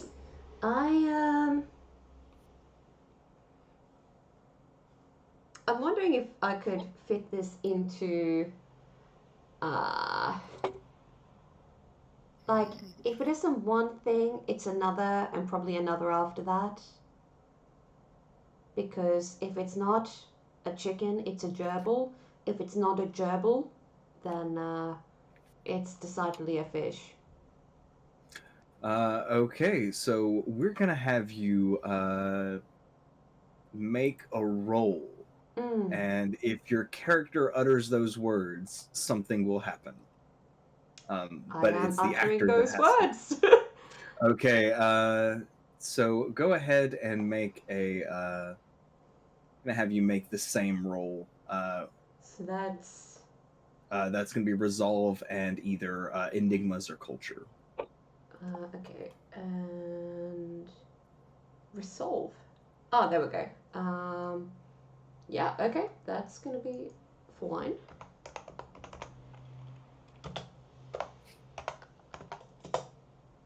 Ooh, that's only 1 success, and there's a 1 in the. Oh. Yeah, it's this thing is not human.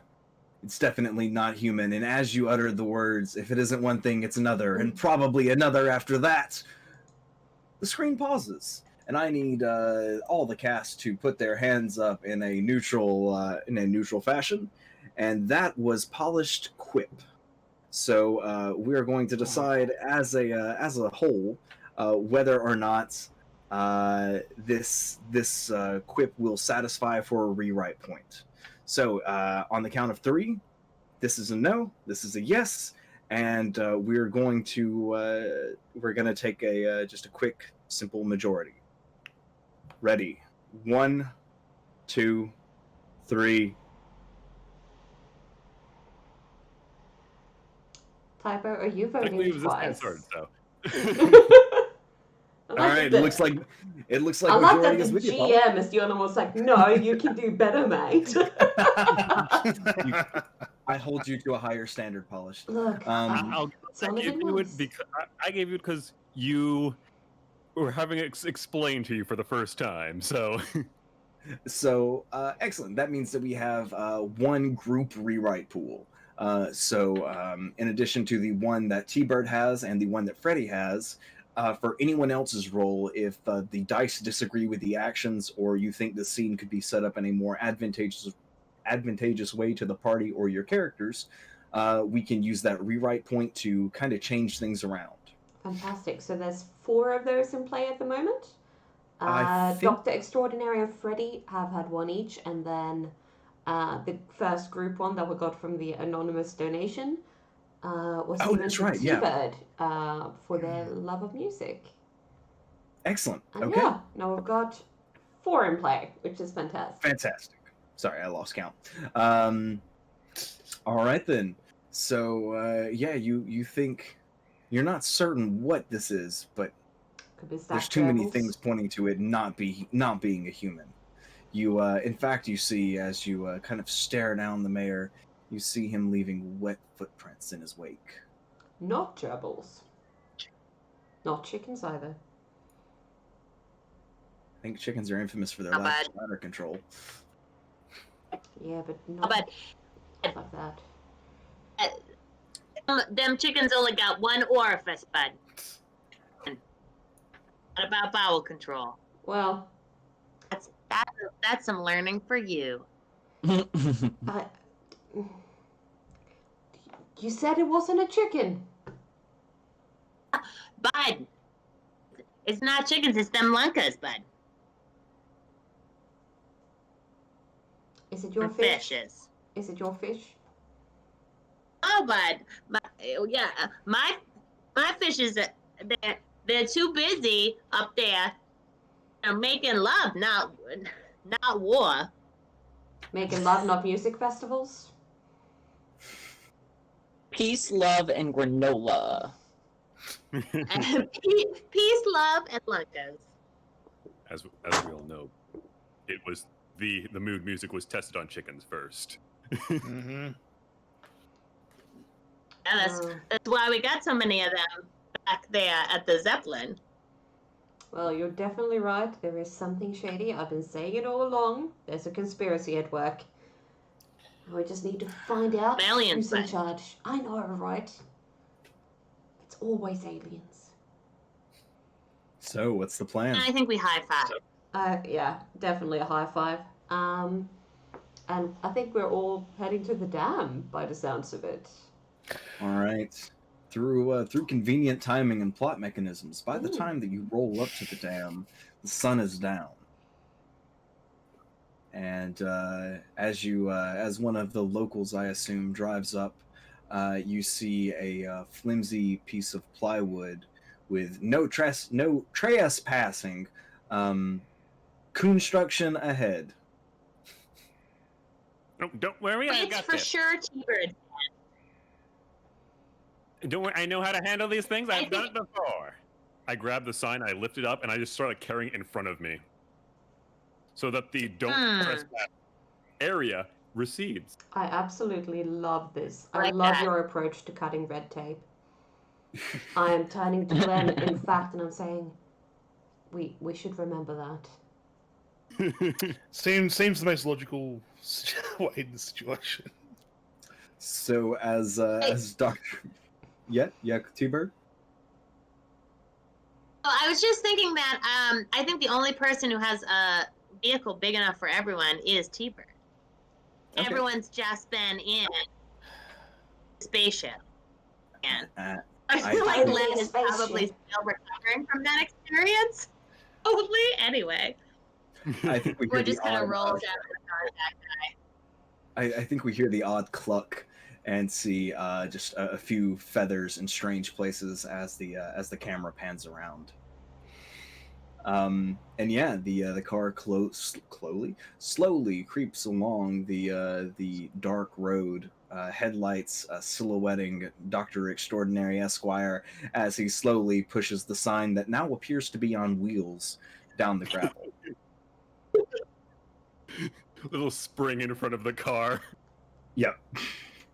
And this goes on for probably a half mile or so before the dam is clearly in sight in front of you. Not only do you see the dam, you see a semi truck with a full trailer attached, and a large, what appears to be a square building with a black tarp pulled over the top of it. I'm sorry, I thought you said squirrel. With the large squirrel attached. It's Arkansas. These things happen. Squirrels. The squirrel isn't necessarily attached. It's just a squirrel. It's just a large squirrel. Okay. Just for the sake of A it being black there. tarp. It's product placement for one of the local football teams. The local football team, the Squirrels. Hey, we've got the crows I think as a, yeah, nutty as squirrels. a team. At least a group of crows is called a murder. I know, right? Yeah, luckily there aren't 30 to 50 feral hogs in this particular occasion. Mm-hmm. So yeah, the car, you all have the scene in front of you, and despite it being dark, it is still fairly well lit, probably through lights necessary for filming, um, and that is the scene in front of you. How do you proceed? I think I have the cat burglar trademark for larceny. Okay. I just want to break in Where are you breaking into? the big tarp building. To the big tarp building. The big building with the tarp over it and the squirrel. Okay. You shoo the squirrel out of the way, and are you just going under the tarp? Are you trying to pull the tarp down? Can I help? I'd probably like climb underneath the tarp. Like I'm like, so the way the cat burglar trademark, as I understand it, works is I'm just really like cat-like. I am cat-like in getting my Please see my prop. in getting into things, so I can Okay. very quickly, agilely, and without making a lot of noise or destroying anything, find my way into this box. All right. And if it fits, I sits. You would definitely fit inside this. But as you make your way under the tarp, quickly followed by Doe, you see no door. It is entirely black under here. It's just a big black box. It's pretty dark underneath that tarp, but searching around, you don't see or feel a door. No, there is still the tarp covering it. That was dramatic. Is there any way in, or is it just like the big black box from 2001: A Space Odyssey, which just came out last year, if I remember correctly? Good movie. Maybe it was the 60s. Maybe it was the early 60s and not the 70s. I can't remember. It's still in public memory, but yeah, it looks like a giant black box from underneath this tarp. Huh. How do you feel about this, Doe? I think that, look, if we were going to get permission to, get a warrant, there's not really much evidence, I think we should just jump through the red tape and see what's in the box. So I'm going to try to open it up if I can. Find a way into it. Do you make the rounds across the entire building? Yes, discreetly so. So the camera is just going to see these two lumps underneath the tarp. The tarp goes all the way down to the ground and then out a little bit on all sides of it, and we just see these kind of two ghost-looking shapes just kind of walking along, outlined by the tarp as they make their routes. This is probably about 6 stories tall, and quite a good girth to it. But as you walk around, okay. no, this is okay. I'm this is finding a way huge in. building. Exactly the black box from 2001: A Space Odyssey. You Hey! find no Hey, doors. bud! Yeah. Hey, bud! Yeah. What's it made of? What's it made out of under there? I want to lick it. It has no real flavor. It's cold. It's made of coal. Is it metal or what? I don't know. It's cold. It doesn't have a flavor. It doesn't taste like metal, though. I'm sure we all know. It doesn't taste like metal. I don't think it's metal. Do I find a way in? You find no doors. Do I find it like? So I'm gonna turn to the doctor. And I'm gonna use my special cash to pull one of those, like, not flamethrowers, but like a welding torch thing. Mhm. Could potentially make a door. Go to the man. Okay. And I'll bring Sure. his too. And just in case we need him, You I'll be like, A welding torch and what? Here you go, bud. I brought yours. Thank you. I need it. It even still has my name on it and a little smiley face sticker. Look at that. And as you click the fire to life, for the first time you have illumination under this tarp, and you see that all of the walls are made of glass, and there is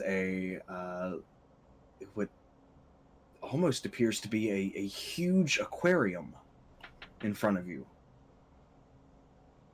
D-Bird, why didn't you tell me the project was so successful? Blanca's been busy. So this is your doing. Oh, wait. Who makes a aquarium with a solid top? Oh, the How top do they isn't breathe? the top isn't solid. Do you want to try to climb? Oh yeah, I'm absolutely trying to How climb are up they this gonna thing. feed them, Blanca? Okay, go ahead and make a dexterity and How are they gonna feed them? make a dexterity and larceny with your cat burglar trademark. So that'll be Okay, dexterity plus larceny plus 2. All you gotta Okay. do is sheer glass surface. Yeah. Yeah, no problem. Kindergarten stuff. So that's 8. 8. Okay, so go ahead and roll 8d10 for me. And that I got is Two pens. so that's 5 successes. Nice. Yeah, you quickly scurry your way to the top, very nimbly, almost one could say cat-like, channeling the energy of the squirrel you saw recently. And when you get to the top, there is no lid. Did I There fall is- in? No, I'm going to say with that high of a roll that you are straddling the lip. But Okay. you can stick your hand in, and yes, there is cold water in there. Oh, the water's cold. Is there anything in this aquarium? Like inside it? Why don't you? Do you have a light source to look around? I mean, we have that blowtorch, and I'm pretty sure I've got a flashlight if I'm working for the So men in you- grey. Yeah, Do we have the headlight for the van? Well, the tarp is still up. Yeah. Oh, Is the as tarp you- still- We can solve that problem with the blowtorches. Let's not Yes, set things we on do it. fire just yet. There might be things we need to see here. Joe, I'm gonna say as you hold that blowtorch, not the blowtorch, the flashlight against the glass, go ahead and make a composure and integrity roll for me.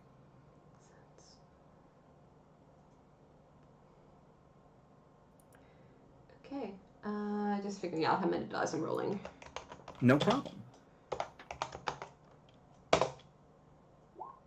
That's 1 success. Gosh, I'm One rolling success. low It's- today. It's not a ridiculous scream, but a small sound escapes your lips as a large toothed maw pops against the glass. This mouth is not huge, but it's fairly large. It looks This size? like maybe let me see.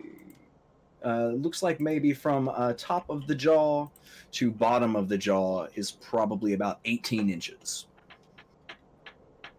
That's a lot. Yeah, and after it bounces off, you see it kind of swim away, and it has an elongated body with no defined fins except for the ones on its back.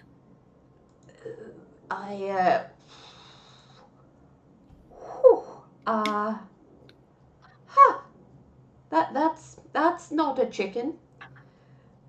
I can tell you that much. I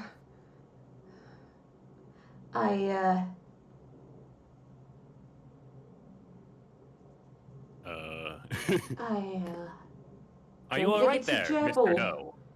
It's not a gerbil. It's not a chicken. Not even sure it's a fish. As Looks you like an keep, anaconda. It's similar to the anacondas I found during my time in the Amazon. Yes, it could be. probably So- about 8 feet long. we're gonna say as you keep between the lights of the blowtorch and the light of the flashlight, everyone has seen one or two of these beasts swim in front of them by this point, Wait, I think I ranging know what inside. it is.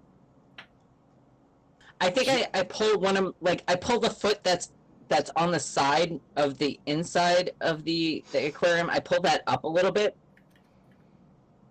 Okay. So I don't want to I don't want to get my foot bit off. That's fair. Yeah. You did succeed on that on a roll with your trademark, Cat. Did you want to take directorial control of that scene for a little while? Is there anything that you would like to add to the scene? Okay. No problem. We'll keep things right along rolling then. So that is what everyone is seeing beneath the tarp. How would you like to proceed now? How's this settling with you there, Glenn? You've this is a giant, potentially 1 million gallon tank filled to the brim with strange fishies. Am I able to grab one? You would have to climb to the top. I'll come up to the top and grab one. Make me a dexterity and larceny roll, or dexterity and athletics. How do you do that exactly, may I ask? So that's however many dots you have in that combined skill and attribute. It's that many d10s. Give me a sec, I have to look online. So what was it, sorry? Either dexterity, it's dexterity plus either athletics or larceny. Larceny. So I've got 0 larceny in athletics, but I've got like 4 dots in dexterity. Sure. So roll 4 dice for me then. So that's one sec.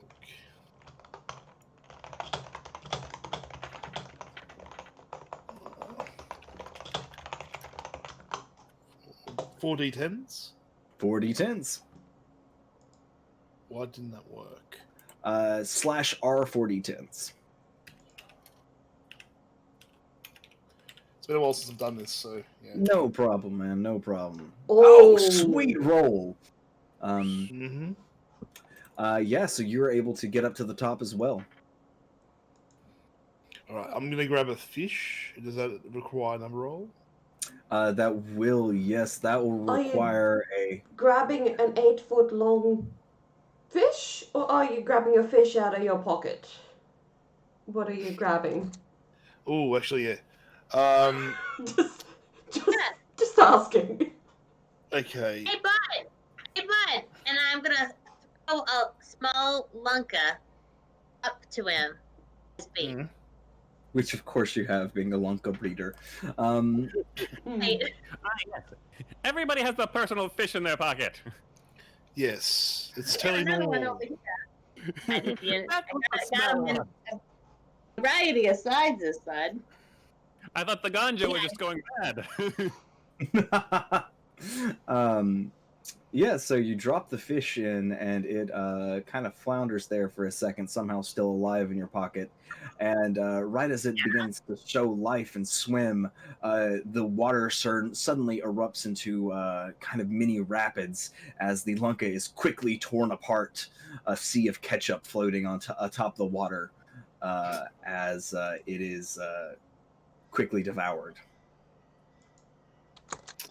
Okay, that is something I have not seen before. Yeah, better not go put my arm anywhere near them. I'm gonna do this. You right there, partner? I want to take one back to study or dissect at least. Hey, thanks, Cat. Well, how are you gonna get one? That's a very good question. Looking around for like a pole or something. See, So I think I might be able to help with that. yeah, I believe I have a file on this exact thing. I've studied weird big fish creatures in giant tanks before. You have, yeah, and you are aware that this type of fish is native slightly north of the Ozarks, more in the Missouri area than in the Arkansas area, and you know that they love meat and are very simple-minded when it comes to they don't let go of their meat once they've bit it. Do I know their name? Yes, this is the snaky fish, the snaky fish eel. The anaconda Glenn? fish. Glenn, Freddy, they like meat. Okay. They bite and don't let go. I've got an idea that might help. I just so happen to have my turbo fishomatic right here, and I start I put my bag on the ground and start pulling up like a fishing rod. Just now we just need some sort of bait. Pluck, pluck, pluck, pluck. T-bird. I've got the perfect idea. We can use one of the interns. All right, but no. We're using a lunka, and I pull an assortment of other dead fish out of my pocket. Yeah. What have I got myself into?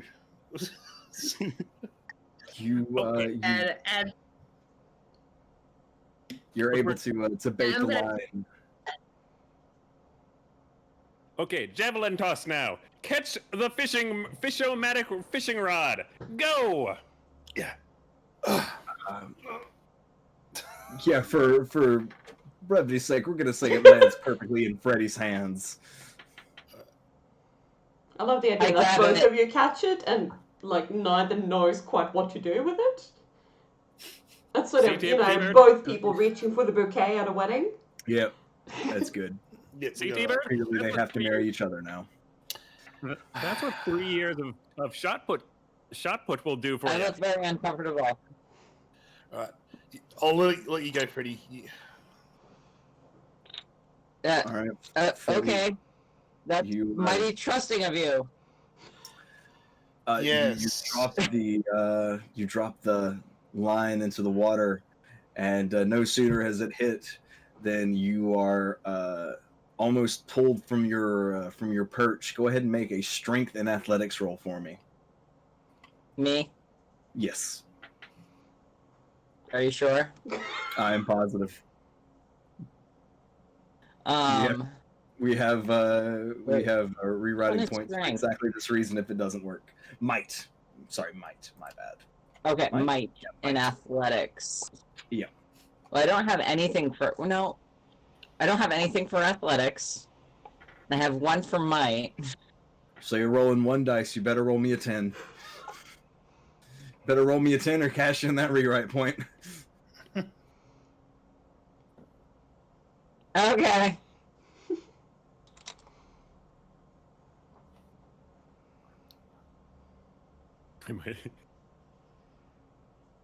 So, Freddy, you're gonna use that rewrite point, or or is this movie gonna take another turn? Okay, I should do that. Yeah. Okay, and you valiantly, I think what the camera sees, it goes, like it cuts away and it comes back, and Freddy is now completely drenched as though they have fallen into the fish pond during a previous take. And we see them pulling one of these large snaky fish eels out of the tank. And I say, I'm sorry, Miss Jackson, but I have 4 eels. And what do you do with it? What do I do with it? Yep. I think I might just try to ask it a question. Like a reporter might ask a question, like, "Well, given the situation here, what are your thoughts?" And I also have a trademark called Many Tongues, and I don't know if that will allow me to actually speak to this eel, but if there was any way for me to actually speak to this eel, that would be it. Oh, and I have a trope called I know that fish, so maybe I know that eel personally. Could help you. I mean, if we do find something around, I understand weird science, so if there is a translator-matic around, I can probably help out with that too. I feel like this is happening. Yes. I'm talking to I this think eel. that we I'm talking to this eel as a reporter on air, and I'm asking us your personal thoughts on the current situation. Are you recording this? Like with a small. His name is Sylvester. The Oh man, I don't know why I always volunteer to run this game. This happens literally every time. Sylvester, why? This is the most impossible game to prep for. I swear to anything holy. And Why?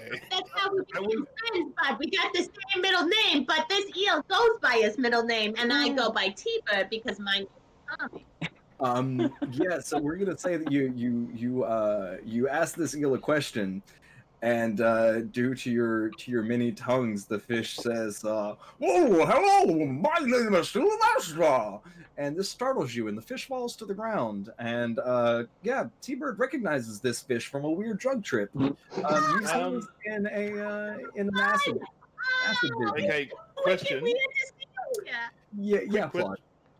Can I use my many tongues to write down notes because I can understand what the fish is saying? The eel is saying? Yeah, sure. Yeah, of course you can. I Why love that you're would taking you a not be able statement. to? Yeah. Sylvester, bud. Why not? This is an official witness. Like, this is an interrogation now. Why not? Doe, Miss Doe, I feel like we're the only ones not capable of speaking with this fish. Well, Which means Dr. clearly we Extraordinary, need an invention here. do you have an invention? Because I can understand Of weird course I have an science. invention. Oh, I love this. Director, I'd like to make a technology check. I would Yeah, like go to ahead. assist if I can. go ahead and make an intelligence and technology. And I check. will even let you cut through the red tape to have it approved for official use. Go ahead and add. Good. Go That means ahead I and add rolled 2 10 dice. Go ahead and add 2 dice because polish is helping you. It's also one of my Good. trademarks. I love it, Not dice. everything. Oh my god. Oh. So does that make it Exam three? for something like this. Oh, Is this I the time hate to use that? I Wait, hate why it. did I roll why'd you roll d20s, buddy? No, d10s. You roll d10s. So Clearly, I have a stunt that lets me roll d20s. Oh Let's man, I see. know there are some local people watching the stream. I'm going out for drinks after this, and you guys want to join are encouraged to come because I need someone to cry at. I think I somehow only managed to get 2 successes. Oh, only 2. Okay, so what was the dice pool that you were rolling? you have 3 successes. There's a 7, 9, and no, hang on. You have a 7, a 9, and a 10. So that's 4, right? No, 7's not a Oh, success. sorry, It's 3 only, successes. only 8, 9, 10. So that was your science plus technology. Yep. Plus your were you using a trademark for this? No. This Okay. was- Was that with an additional 2 dice or polished helping you? Yes. Okay. Go ahead and give yourself 1 extra dice because it is polished trademark. Polish is using a trademark. for Okay. this. Oh, hang on. Or using a trope. We might have. Yeah, Uh-oh. considering I don't think you ever assigned a recipient to your No. donation. No, you Because didn't. we had 1 from Anonymous, then we had 2 from Izzy. So no, there is yet another point up for grabs. Who would you like to give it to?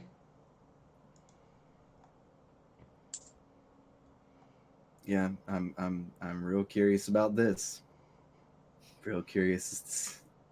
No, I don't think we did. I don't think we assigned you anyone.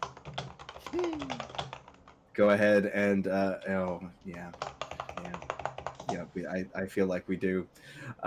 So Doctor, are you going to use that rewrite point? Doctor, I'll you have use 2 that rewrite points in your. Yes. I will use that rewrite point. Okay, so tell me all about this translation machine that you have suddenly built on the spot.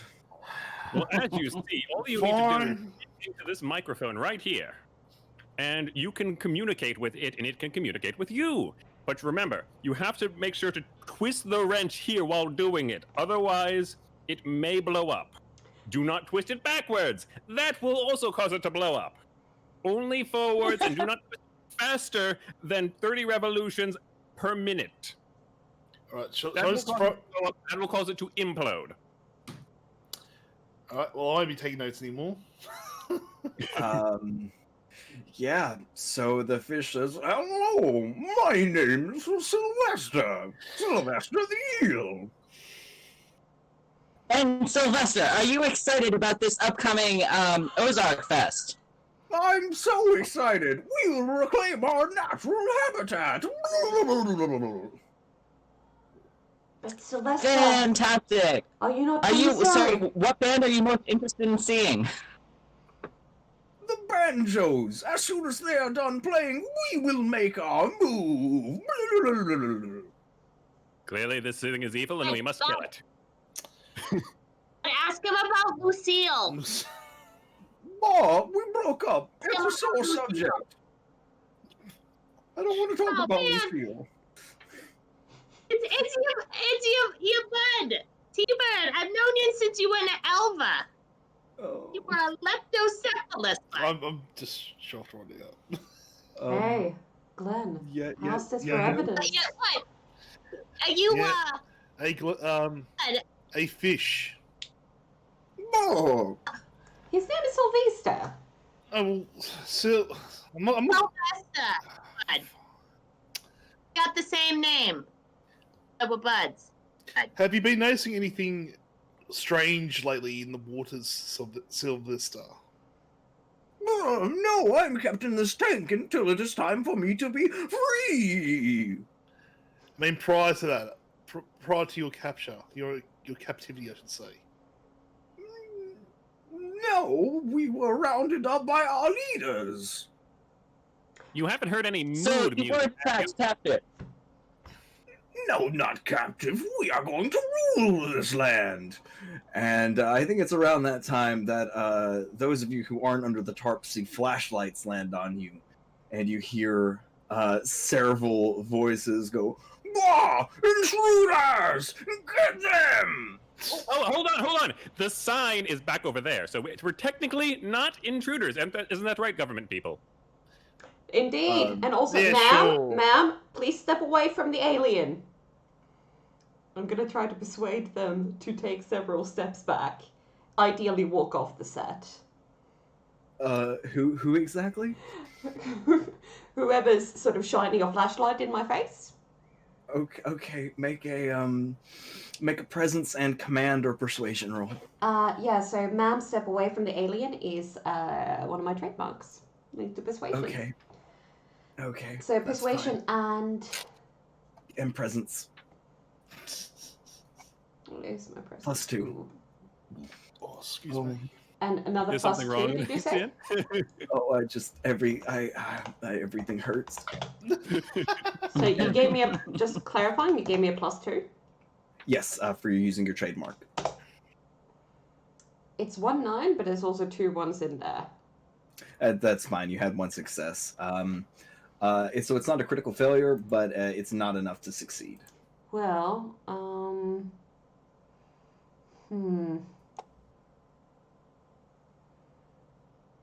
T-Bird's gonna is- pick up. You do still have the one Sylvester? rewrite token for your quip. I do. And I think I'm going to use it.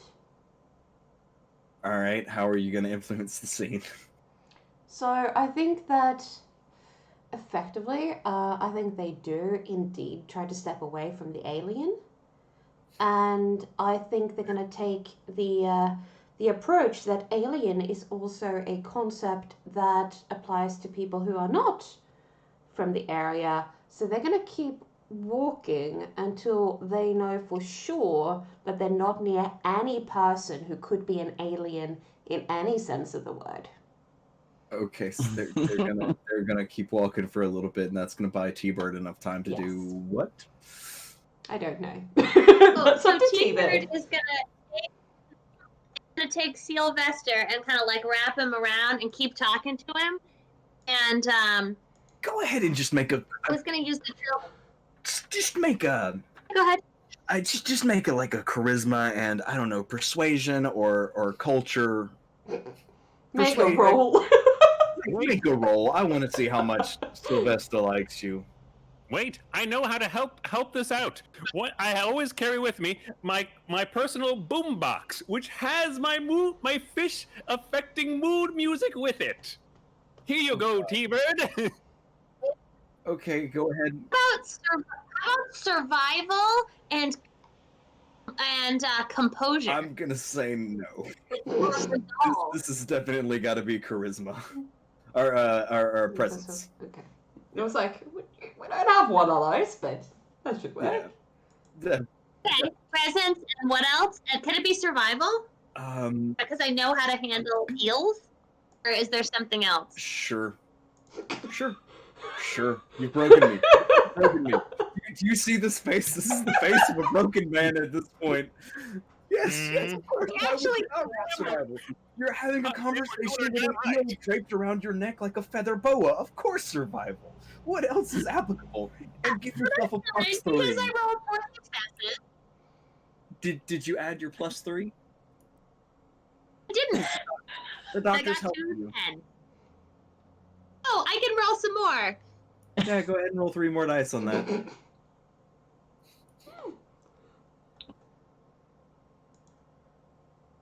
Oh, of course, that's another 2 successes. Yeah. T-Bird is having this conversation with this eel. Oh, it's No? a deep conversation, and the eel is really into this. This is essentially Marvin Gaye to this eel, and it's No, it is not. it is that is the music that Dr. Esquire had in his boombox. Don't worry. Fair enough. Vibes this time. Chill vibes study to, in fact. Okay, fine. I'm going with it. Yep. T-Bird, can I take directorial control? I Uh, cash in my thing? Did you use a trademark on that? We have a few. I forgot my pen? Huh? Did you use your Oh, trademark? oh, I got one! Improbable sports skills! I know how to lasso myself. An eel. When You know I what? did That's the one too far. Nope. Everyone, we found the rules of the game. How about nerves of steel? It doesn't bother me at all. Sure. Yeah, go ahead. Just give yourself an extra 2 dice on that, and we'll see how if you succeed on those 2 dice, we'll say yeah. Wait, it's fine.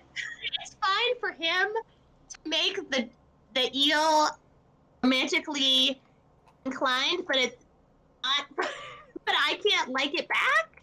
What's happening? You can here? totally like it back.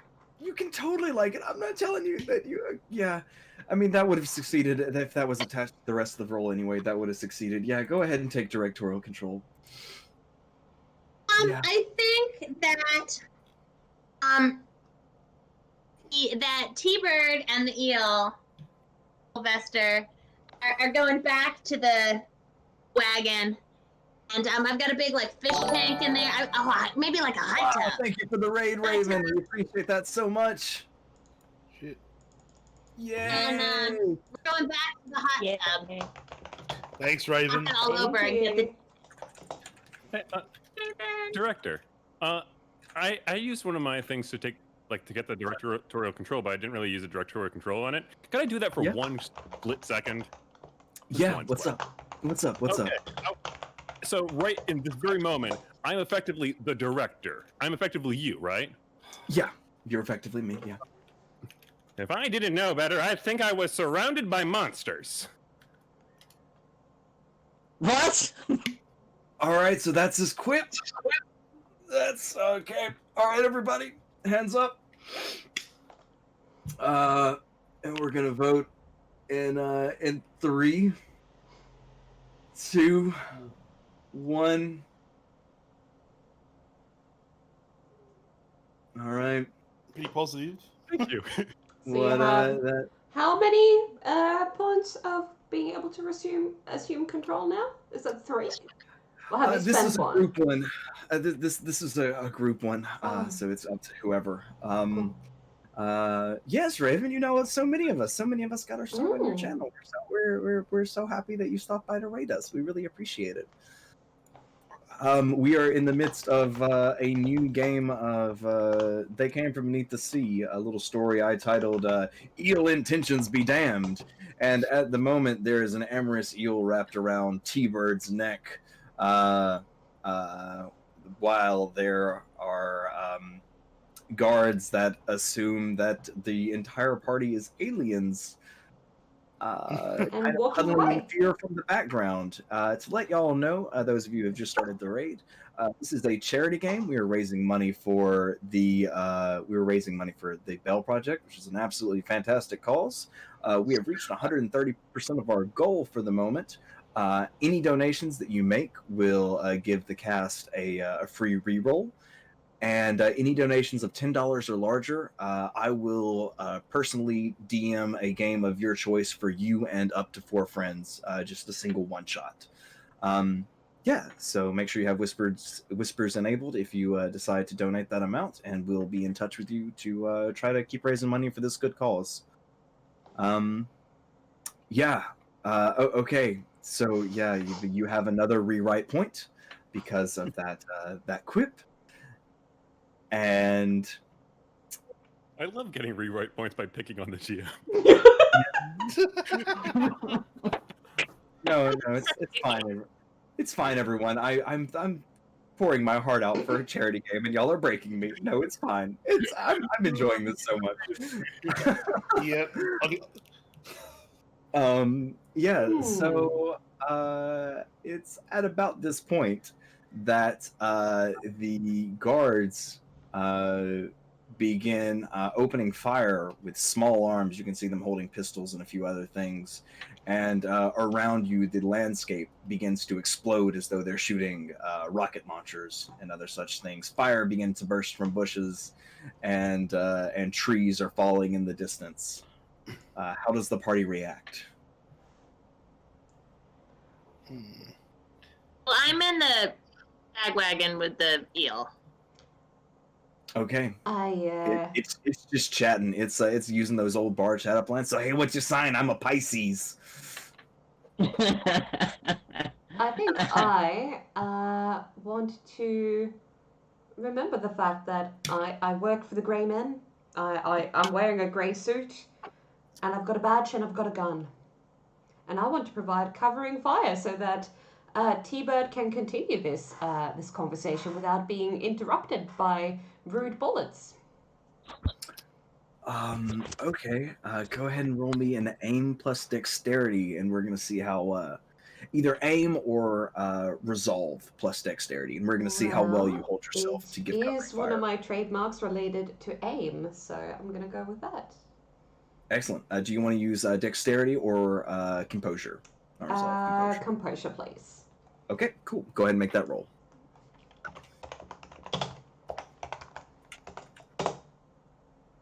That's a little better. That's 4 successes. That's 4 successes, and with a trademark, that allows you to take directorial control of the scene.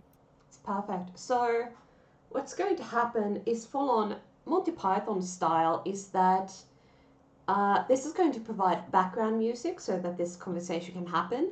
And the longer it takes, eventually we all just decide to, obviously the focus is going to be on this conversation. So we're going to sit down and have tea in the background.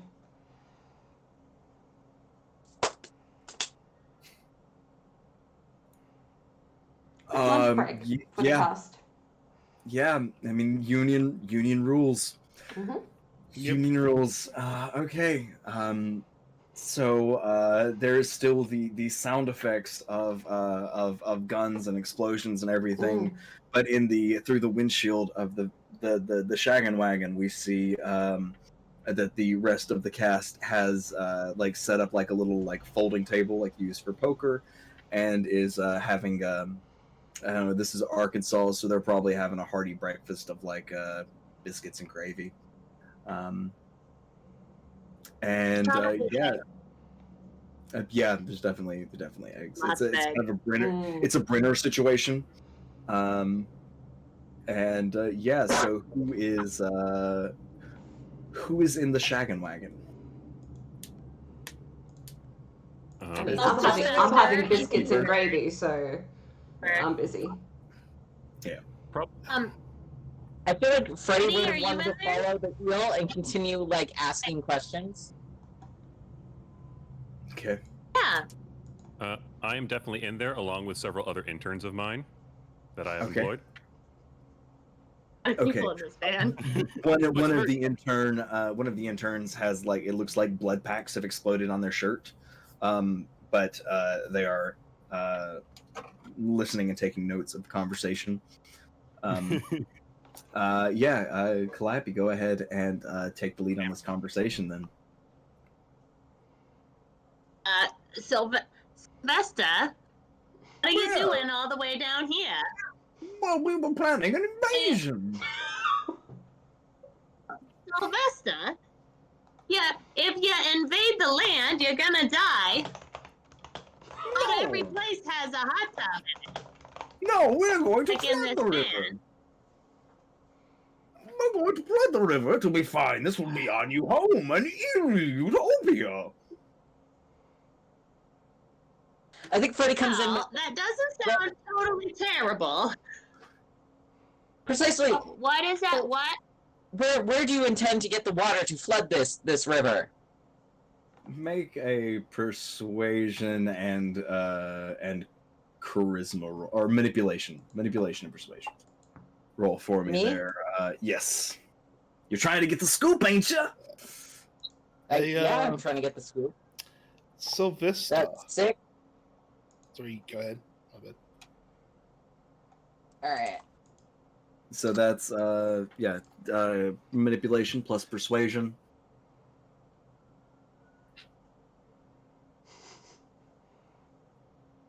All right, that's going to be 2 That's successes. like 1 success. 2 successes. 2 successes, yeah. So it goes. What was the question? The question was, where do you plan to get all the water to flood this river? From the dam. I'm not supposed to say damn. I can't talk anymore. Damn. The dam? And what were you going to say there, Plod? I was going to ask Sylvester, what's their hierarchy like? I'm just writing down notes. I'm just like trying to get some more information on how everything works. Well, we're led by a governing body. It's an elected official, but there's checks and balances. Bah! We should ask the mayor for information on this. I'm sure he'll know plenty about governing checks and balances. Would you happen to know who the mayor is? No. The mayor? I know no mayor. Do you know the mayor, Sylvester? Bah! Go ahead and make a manipulation and persuasion check. Alright. So you roll it. Sorry, how do you do that again? Sorry, my bad. That's however many dots you have in manipulation, plus however many dots you have in persuasion. That number of d10s.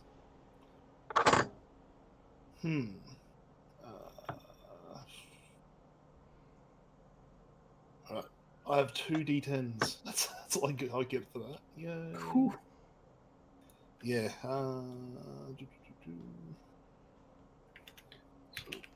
Was it slash R 2d10, isn't it? Slash R2d10, indeed. Oh shit, 2 successes. Not bad. Nice. It says, the mayor is one of the mayor is not one of us. The plot thickens then. Jumping Jehoshaphat, I just came to the shocking conclusion and deduction that the mayor is one of them. The mayor is not one of us. He just said. He is Good a job. chicken. Okay, it's I want to take Doe's hand and look her in the eye and say, the mayor is not a chicken. remember our last I'm escapade when you sorry. said He's not a chicken. Doe. Be careful. Be careful touching them. Your hands will turn monochrome. Remember Winnipeg? Do I need to roll to see if my hands turn monochrome? No, you're fine. We don't have the budget for that kind of thing on this film. Now, Doe, remember Albuquerque, when the last time you thought that someone was a chicken, what happened? They weren't a chicken. It was just a Good. Do not jump to conclusions. We talked about this. I was right in New Hampshire. 1 out of 50. 50. You only need to be right once, Glenn. So I think we see the sun is now coming up over the dam in the horizon, and everyone hears a scream from the top of the dam. Well, I let's have a look. They're still Well, having biscuits and gravy. We're fine. Yeah, no, you can still see like a spilled plate of biscuits on the table, on the ground. But the rest of the break area has been taken away, and the gunshots and explosions are happening again. Oh no, they're not still having biscuits and gravy. This might be dangerous.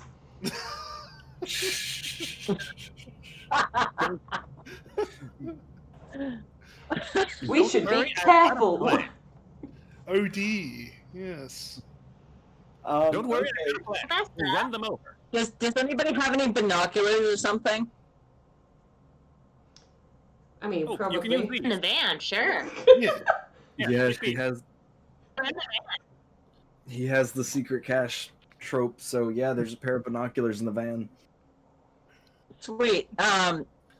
So I have the trademark sniper, so I can see things, and I can aim these binoculars at exactly what I want to name them at. So we can see what's going on. I don't think this requires a roll. I think you see two figures, kind of like hands locked, shoving each other back and forth on the dam, and some of the guards who were previously accosting you running up a stairwell on the far side to join. Conveniently, though, near your car, there is another stairwell. Freddy, who are they? Huh. They're two guard guys who were previously accosting us. No, the guards are We running need- up. The And figures, ask them why they're fighting. the figures that are fighting, you can't see. You can see they both got their backs to you, and you see like little prints of a floral dress and what appears to be the back of a suit. I see the prints of a floral dress and what appears to be the back of a suit. Oh And no. I turn to T-Bird and I say, maybe it's your parents. We should go interview them and ask them why they're fighting. Sylvester? No. My parents up there. No! Your parents are What is safe it? aboard the spaceship. I mean, in New Hampshire. I knew it. I I got knew let they were go a in long New time ago. It smells like a full-on conspiracy to me. Fine, I'm willing to allow. I'm willing to agree to some extent. It's a localized conspiracy at best. This is clearly a government But we cover-up. better get up there. Yes. So you all take the opposite stairs and go to the top of the dam. Then, Mm. Mhm. Of course. is there Yeah. anything that you wish to grab from the van with its secret cache before you leave? See, I think there's going to be now, Dr. Extraordinary, I might be wrong here, but if you've worked with fish, you've worked with water. I think for emergencies, you might have an item that completely evaporates water. What? I wouldn't have a item that completely evaporates water. I have one that turns it to milk, though. I'll take it. And I'll grab the, what have you named this? Oh, it's the water to milkulator. I'll grab the water I to thought it milk. was called the Lact Ace. For the lacked That one aid. was patented already. Oh, yeah. I'll grab the water to milk it later. Okay. And everyone makes It's their the way. cow rice. Hey, that's another Camera. $20. Thank you so Whoa! much. Thank you so much, Soma. Thank you. Soba, that is wonderful. You have, this- you might have another game with San. It's up to him. Yeah. But you So- also have so, a you know what, reroll. Soma? Yes. Oh, I was gonna say, for that, I'm willing to let Soba take directorial control of the scene. Tell me something that you want to add or take away to the scene, and we'll make it part of the game. So I can imagine Soba going like, "Oh, I have responsibilities now." I can destroy the cave. Yeah. Not any more than we already are. No, it's quite all right. Yeah, come on. Let's break it some more. Oh yeah. Go yeah. Just go ahead. Yeah, many of our games deal with sensitive content. Yeah, thanks The for water that. to This is milk it not one of later those is games. quite it's quite scary. Yeah. You could say it's utter madness. And yes, I had to go with a pun for that. Hey. Yeah, so just to remind everybody, since we just had that stellar donation, this is a charity game for the Bell Project, and to buy Soba Kitsune a little bit of time to tell us how she wants to impact the stream. This is a charity project. We're raising money for a great cause called the Bell Project, which is helping people who are, we're going to say, illegally imprisoned for protesting. They helps are people with legal raising fees. legal fees. Yeah. Legal fees, getting people out of jail and back on the streets.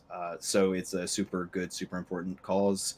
And any donations met give the cast a rewrite pool, or oh, excellent! I can definitely work that in, Soba. And any donations of $10 or higher, I am going to give you the offer of running a private game of whatever system you want with you and up to 4 friends. Yeah, just if you decide to donate that amount and give us a hand with this great cause that we're running, I'm happy to help you all out too. And a big thanks to Polish for letting us do this on her channel. Okay. So we're going to with this, the sun begins to rise as everyone climbs the stairs, and over the hills you hear the soothing tones of the banjos tuning and warming up their instruments. Yeah, it's it's their famous song, That Bluegrass High. And yeah, everyone makes their way to the top of the dam. Before that, can I have what's her name? Freddie, take a projectile weapon of some sort from the cache before we leave the building? Okay. What does she take? A crossbow. I imagine that there's probably going to be something unusual about this crossbow if it's from Dr. Extraordinary's collection. Oh yeah, it's a repeating crossbow that shoots eggs. Perfect. Yeah. And I think I want to aim and try to shoot the crossbow at one of the banjos. Not like the member of the band, but one of their banjos, like the actual instrument. I just want to shoot the instrument. So go ahead and make a dexterity and aim roll for me. All right. Are they far enough away from me that I would be able to use the sniper skill? Yeah, you could use the sniper skill. Okay, cool. What's happening? So, Dr. dexterity, aim, material into his bag. 2+2. He's stuffing what material into his bag? He's just shoveling materials into his bag, and it's like he's shoveling way more than the bag could fit. But the bag is set on the prop, set on a table, so there's a hole at the bottom of the bag, and it's just going down below the set. Of course. Yes. All right. Whoo doggy, that's 4 successes. So you shoot, and the egg slams into the neck of the banjo, the yolk and the whites, slicking the strings, and the banjos only increase in tune and ferocity as they're playing, as though there's this lubricant on the coiled metal springs, and they're getting faster and faster, and dueling banjos are amping the tension of the scene. And it's at about this time that you all reach the top of the stairs.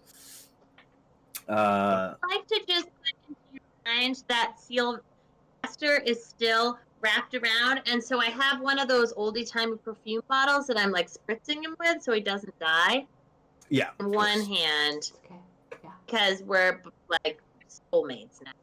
And then Okay. I think I also, in hearing the banjos, I have grabbed a pair of oversized spoons, maybe serving spoons, that are also sort of maybe I think they're in my teeth. Okay. As I climb up, I'm ready for battle. All right. And as everyone makes their way to the top, we see the 2 figures grappling. The figure in a dress you now recognize leaned over the back of the dam and almost falling into the reservoir. And with one final shove, the mayor pushes her over the edge. Her hand reaches out. She grabs his face to try to take him with him. And you see fabric pull off. And he stands there for a second as she screams, and there's a sound of her hitting the water. And a little call from off camera. Get the lifeboats, get the lifeboats. Yes, Polished. I want to, before she lands, fire the water to Milkinator and make sure she falls into milk and not water. Because Oh my God, if there's enough movement in that water, eventually it will turn to like butter, and she won't be, worry about drowning. Yeah, go ahead. Yeah, I don't even know what I rolled for this. Go ahead and roll intellect and technology. So, because I have a trope called weird science, does that make a difference? Give yourself a +1. So technology and intellect. Help, by the way. How are you gonna help? Well, I gave her that. I invented that. Me, Yeah, the technological genius. Yeah, you're just twisting the knobs and things while she aims. Go ahead and give yourself polished. What is not polished? Typo. What is your relationship tier to polished? 1. Go ahead and give yourself an additional extra die.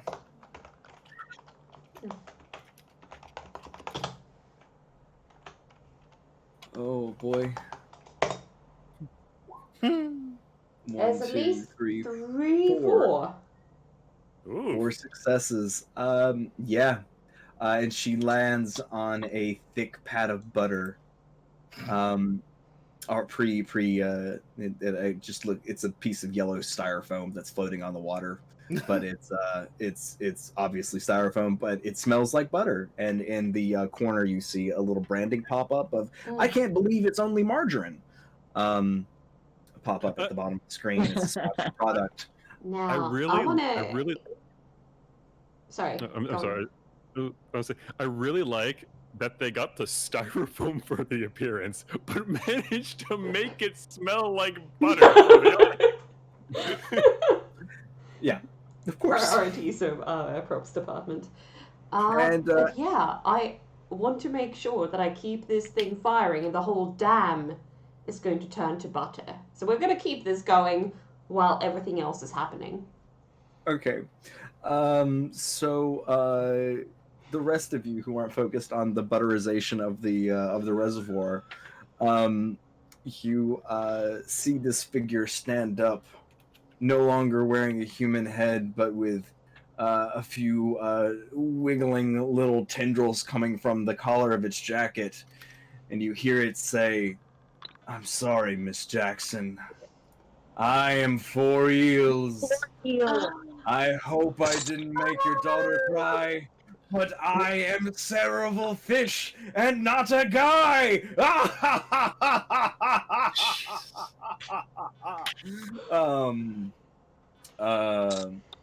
Yeah. And the figure turns around, and you see 4 eels coming from this suit jacket. Conveniently at this moment, you notice a giant TNT like plunger exploder. Uh, How that you can quickly is assume this Yeah. reservoir turning into butter? not that quickly. Okay, so new plan. Same plan, different approach. We're turning the outer edge and creating a wall of butter near where the explosion is going to be. That's Um, madness. Whoever does that would be killed. Oh, wait. How Take close are the risk. 4 eels They're about 30 to the feet. TNT? They're about 10 feet away from the TNT. It looks like they're starting to walk in that direction. As eels do. As eels do.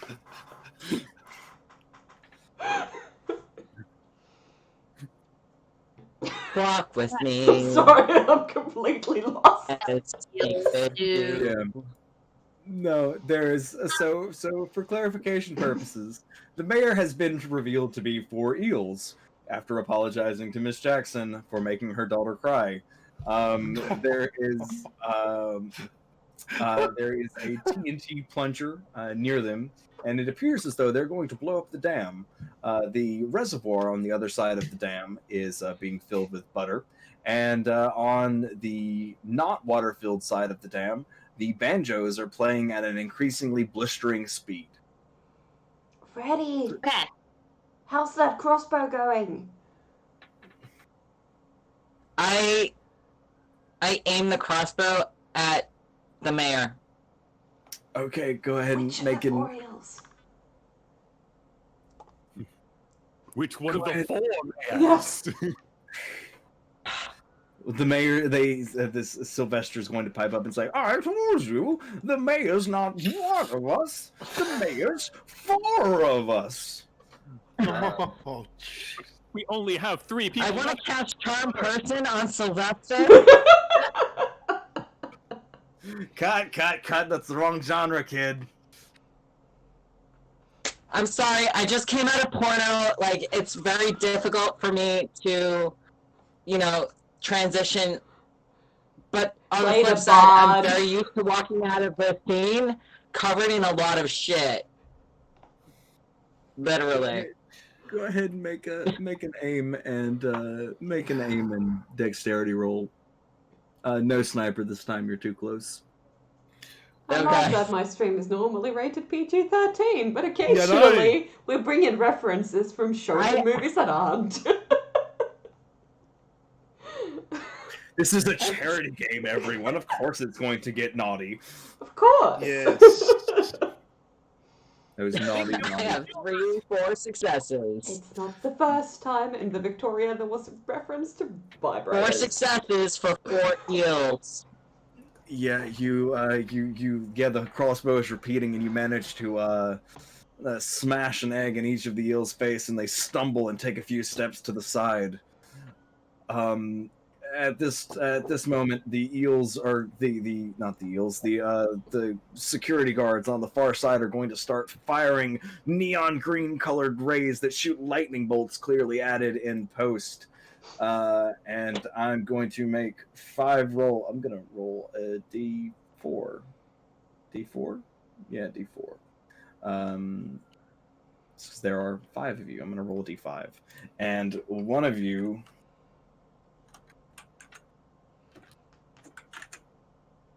Not 1D56. Number 4. So that is going to be going by my screen. That's going to be polished. Oh no! Doe's a bit Polished. busy. I'm going to roll some dice, and we're going to see if this. Oh no! Really, the one critical fail of this episode. The one critical fail of this episode, and it's me with the Elorator. Yeah, they for those out there, I rolled no successes and a 1, which means that I critical fail. The gun explodes, and throws the guard uniforms off everyone standing near them, and you now see that they are just like broomsticks and twigs supporting large eels curled up inside of hamster balls to make a humanoid shape. That's where the gerbils went. That they're in league with the gerbils. It's a conspiracy, I told you. That backstabbing generator. So the mayor is now walking back. Yeah. I use my improbable sports skills trope now to think about when I was up on the alien spaceship, how they taught me how to play American football, so I can be like, all right, baby, and we're gonna go and we're gonna tackle him off the bridge, off the dam into the butter water. Yes, you Get him can away go from the ahead. team. Athletics plus might plus 2. Okay.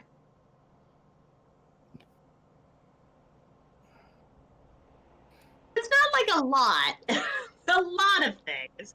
We'll give it a go. I think you have I a think- rewrite point as well. Mm.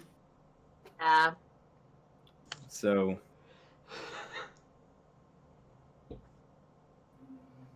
just gonna see how this goes. 2 successes. I got- Is that with your plus 2 for improbable sports? No. Okay. All right. Yeah, that's a really small pool. Okay, yeah, that's a little bit different. 4 successes, that'll do it. As you run and you tackle the Ely mayor off the barge.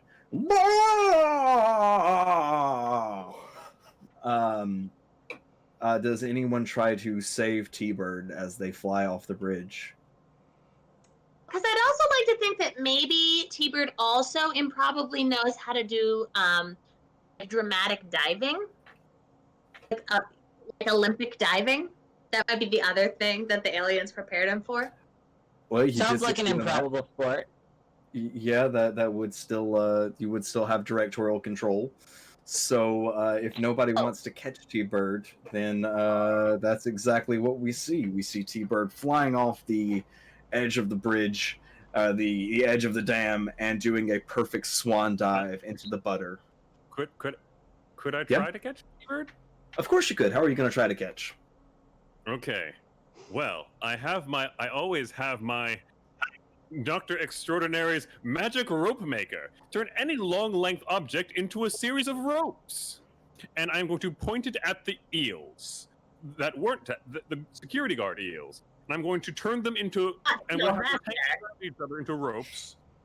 Use them as a lasso. Have one of my interns hold that lasso, swing in, grab T-Bird, and come out the opposite end like Tarzan.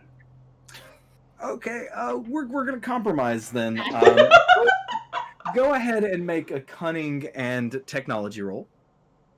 Okay. How many rolls do I have to botch to do? Cunning and technology, so 2 plus 4. Okay. And would you say that this is death-defying? Yeah, sure. I'm going to use my athletics trademark. Lady Death just ain't the girl for me. So if it's you're not using athletics, you're using technology. So trademarks can only be applicable if you're using that skill. Yeah. You're right. So instead, I'm going to, since that's still outside of my trope, I'm going to use grit and determination, which has that one side effect we talked about. Yep. Okay. Can do. So Go ahead I'm and going to make roll a 7. So that's 1 success. 1 success only. Okay. Yeah. You hand the gun off to your intern, and it makes a rapidly assembling eel rope.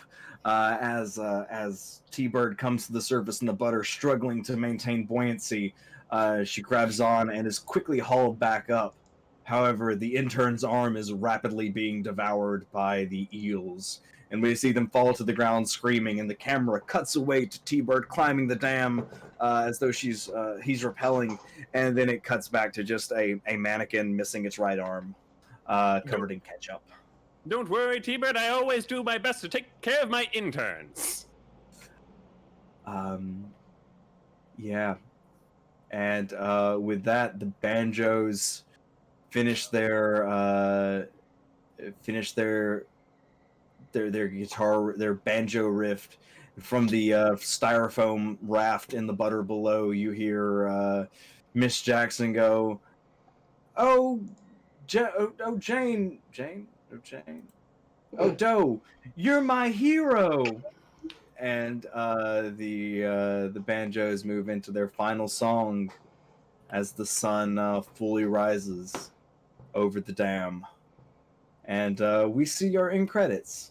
And thanks everyone. Thanks Polish for letting us be on her channel. Thanks Zan for being an excellent director. Huge thanks to the people who supported our movie today by donating. Massive thanks for that. And then it's going to go to a little bit of a end scene, and we're going to see what each of the characters got up to after the game. Freddy, what did Freddy get into after the story finished? So I'm gonna say Freddy's looking directly in the camera with a microphone and saying, and in fact, T-Bird and Sylvester had a very special thing going on. Some might call it puppy love, some might call it guppy love, some say it's full grown. We hope that we feel this, or hope that they feel this way forever, but some can make a pretty picnic, but you can't always predict the weather. Nice. This is Freddy. This is Freddy Frederickson, reporting from Ozark Springs, Arkansas, and thanks for watching. Yeah, and I think we see some text scrolling underneath that. It says Freddy goes on to be an award-winning, winning a goddamn Pulitzer for that reporting work. T-Bird, how does the story end for you? True love, I guess. True love, I think. We just see T-Bird and Sylvester in the hot tub at the back of the van and hear the melodious sounds of the banjos playing a private concert outside, and they're playing the boombox. Oh god. And yeah, it's romantic, and then maybe as the camera pans up, we see like chickens in love on the roof. You know, like how they have the two birds sometimes silhouetted against the. Thank you so much for those gift subscriptions there, Typo and Flip. Thank you, Flip, for subscribing. Or no, thank you, Typo, for subscribing other people. Yeah. Yeah, sorry, I'm slow and hard to and reading is hard. Thank you so much for the emojis for me too. I appreciate that. Get that pride shrug going. Yeah, Glenn, how does the rest of the story look for you? Well, once the adventure's all over, I'm back in the car trying to work out how to finish off and how to describe what I've seen. I've just talked to Doe. I've just asked Doe, saying, so I'm trying to work out what to write here because we've witnessed some really bizarre stuff like last night. How do you want to report this? Like it's alien, sure, but they're not going to just outright believe that we saw aquatic alien life. And what the Environmental hierarchy mutation? Radiation from the Russians?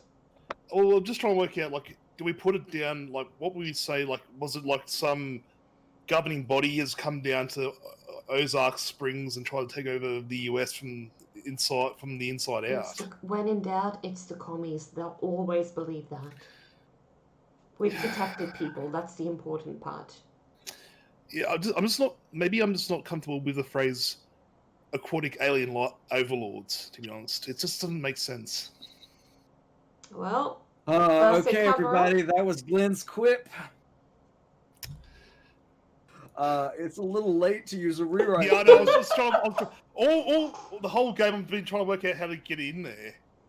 Yeah, that's the challenging part about quips, but I think that one would have passed anyway. That was an excellent quip.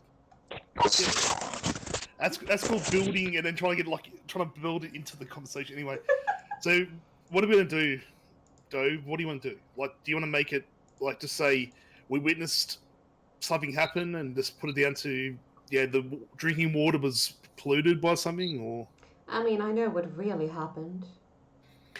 well, we can have the official document and then we can have the actual document. As it seems like we always end up doing these sort of things this sort of time. It's up to Your you. report? Fine, I'll put down aliens and just watch them laugh at us. You make That's me it. proud, partner. All right. Is there anything else that Doe is doing? No. Doe has one. All Yeah, right. she's beat me finally. Two there out of 50. 2 out of 51. That ain't bad. True. Mm-hmm. All right, Doctor Extraordinary Esquire. What does the future look like for you? Dr. Extraordinary Esquire continues to go on many adventures. He travels the world in his blimp, killing off many of his interns, far more than he did in this episode, since we didn't roll for the first half and my ability kills them off when I roll. I knew we forgot something. Mm. It was the intern murder. This is the highest survival rate movie we've ever had for me. Oh, okay, and that's gonna be where the credits stop rolling. Thank you so much, everyone, for coming and joining us on this little delightful little romp and adventure, and raising some good money for charity. I'm gonna pass the controls back over to Polish now, and she'll lead us in our outro. Thank you so much, everyone. This has been absolutely amazing. Yeah, we'll keep the campaign going, although there won't be any active charity streams. It's open until the end of June. After that, anything donated will indeed go straight to the Bell Project. And yeah, so if you still feel like supporting a good cause, that's how you do it. We're going to be in touch with people who have various rewards to redeem, including Issy, who's won a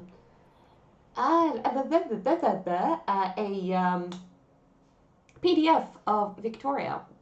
So thank you so much for that donation, and thank you so much to the writer of Victoria who gave us free copies to give away throughout these charity efforts. And thank you to I know we've got please remind us if we're leaving anybody out, but I know I have a private DM session or two to both Izzy and Soba Kitsune. Yep. If there's some other folks in there, I know there was an anonymous one. If I knew who you were, I would offer to run one for you as well. That was a very generous $20 donation. And just thank you everyone for being in chat and hanging out. Like even if you Yeah, look, that's it been doesn't. Yeah, awesome amazing. support. Yeah. And huge thank you to Onyx Path Publishing for hosting us. They are the publishers of this game. The game is available on DriveThruRPG or their website, and you should definitely go give them a look. This is They Came From Beneath the Sea, and in a couple of months they'll have a new game out. It might still be on Kickstarter, called They Came From Beyond the Grave. Kind Who of the knows? sequel. Might Yeah, be right. a Halloween episode Oh, or yeah, something. I can't Maybe. imagine who'll find Maybe. this one for that. That'd be interesting actually. Yeah. And yeah, also thank you so much to Raven for that raid before, and to Typo for those donated subscriptions to the community. I'm glad you had a good time, Soba. Yeah, gosh, I am so overwhelmed. What I would like to hear from these wonderful people who've been on stream with me today. 3 simple answers to 3 questions. Who are you? What do you do? And where can people find you? Plod, this time, let's start with you. Oh, fine. My name's Plod. I stream on Twitch mainly. I have not done anything special outside of that, but I'm a variety streamer. I like doing this stuff every now and again. As Polish has had me multiple times, even though my energy level's been very lax as of the last 6 months. And just I mean, my Twitter's in chat. If you want to come by and hang out and have some fun, come by. Fantastic. Kat, what about you? I am a person. My name is Kat. It's not the other way around. I'm not a cat named person. I'm a person named Kat. Or a cat named Schrodinger. And that's where you can find me, as a cat named Schrodinger on Twitch. I don't stream all that often, but it's there. I'm also on Raven's channel frequently. I play with Zan on Mondays. Empires and Epitaphs is the name of the game. It's Dungeons and Dragons.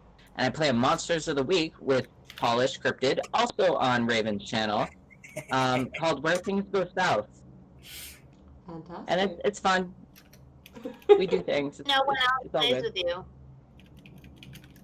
There's not one other person here who plays with you on Mondays. Oh, yeah. I also, Calliope is also in Empires and Epitaphs. And she has the ability to say that herself, but she needs me to say it as well. This is what's been happening that whole conversation just then. Alright, Calliope, who are you? What do you do? And where can people find you? Well, I'm Calliope. You can find me on Twitter, Calliope. You can find me with my best friend Kat, who I would never forget or think about any way other than amazing. And also Zan on Monday nights on Blackfeather Guild. And you can find me thinking about gamification of the classroom and doing research with kids in that way and teaching small children to play tabletop games. Fantastic. If you're interested in that, come see me. Hey. Alright, San, what about yourself? Who are you? What do you do? And where can they find you? I'm Zan, and my brain is poop from this game at the moment. Yeah, no, this was such a great time. You can find me at my website, insanitygaming.com, or at twitter.com/insanityttrpg. I am a professional DM and content creator for various tabletop games, and you can find me a lot of times during the week. I kind of live on Raven's channel at the Blackfeather Guild, where I run a game on Monday and Tuesday night, or Monday night and Tuesday afternoon U.S. time, and play in a game Tuesday night U.S. time. Lately, I've been living on Polished channel during the weekends, but I think that's going to drop down to just Friday nights here for the next couple of weeks. And again, while I've got the camera for just a second, I just really wanted to say thank you everyone so much for watching and being a part of this. This was a very humbling experience, and I really appreciate all of you tuning in today. Well, I'm definitely up for another round. Seriously, like. So, A lot of fun. It was amazing. Typo. Uh, You know the questions. You've done this before. Top of the morning. I'm Dr. Extraordinary. And I'm Typo. Did you can actually find me throw on that Twitter. into something? Because I heard a I clicking absolutely sound. knocked over something off in the distance. You can find me on Polished Cryptid's channel and Featherbolt Tabletop. You can also find me on my Twitter, Typo. It's spelled weird. Follow the link on that Polished posted.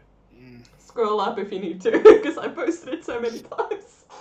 Ah, this has been truly wonderful. It's been an absolute treat. Again, thank you so much to everyone who's supported, no matter if it is through donations, through hosting, or through hanging out and having a great time in the channel, and for that matter, my wonderful cast as well. Yeah, I'm Polished. If you found a stream, you found my channel. We do all sorts of weird things here, including actual plays. We have Monster Hearts and an ongoing D&D campaign at the moment. Working on some more one-shots for July. We also do Tavern Talks, which is a talk show about all things tabletop related. And when I don't do that, there's a bit of variety stuff here and there. We are going to go on a raid.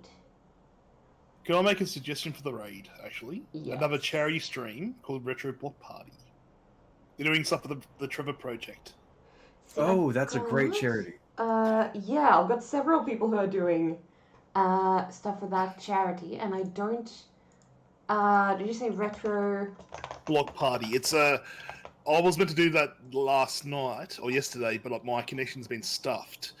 They are Of running course. for 48 hours, and yeah, it's like every month they do it like for a different charity every month. And I just thought, well, might as well give them some love. I know the organisers are screwed. They are so tired right now. I know that feeling. So with that in mind, we are absolutely going to send you over to Retro Block Party. I hope I got the link right, but there should only be one channel with that name. Topping up now.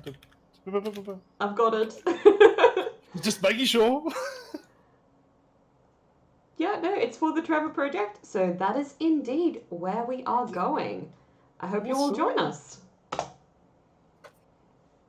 Bye, everybody. Thank y'all so much. 5 Thank you, people, everybody. 8, let's go, 12, 14, all of you. Oh yeah. 14 people, let's go. Nice. Quick, nobody say anything.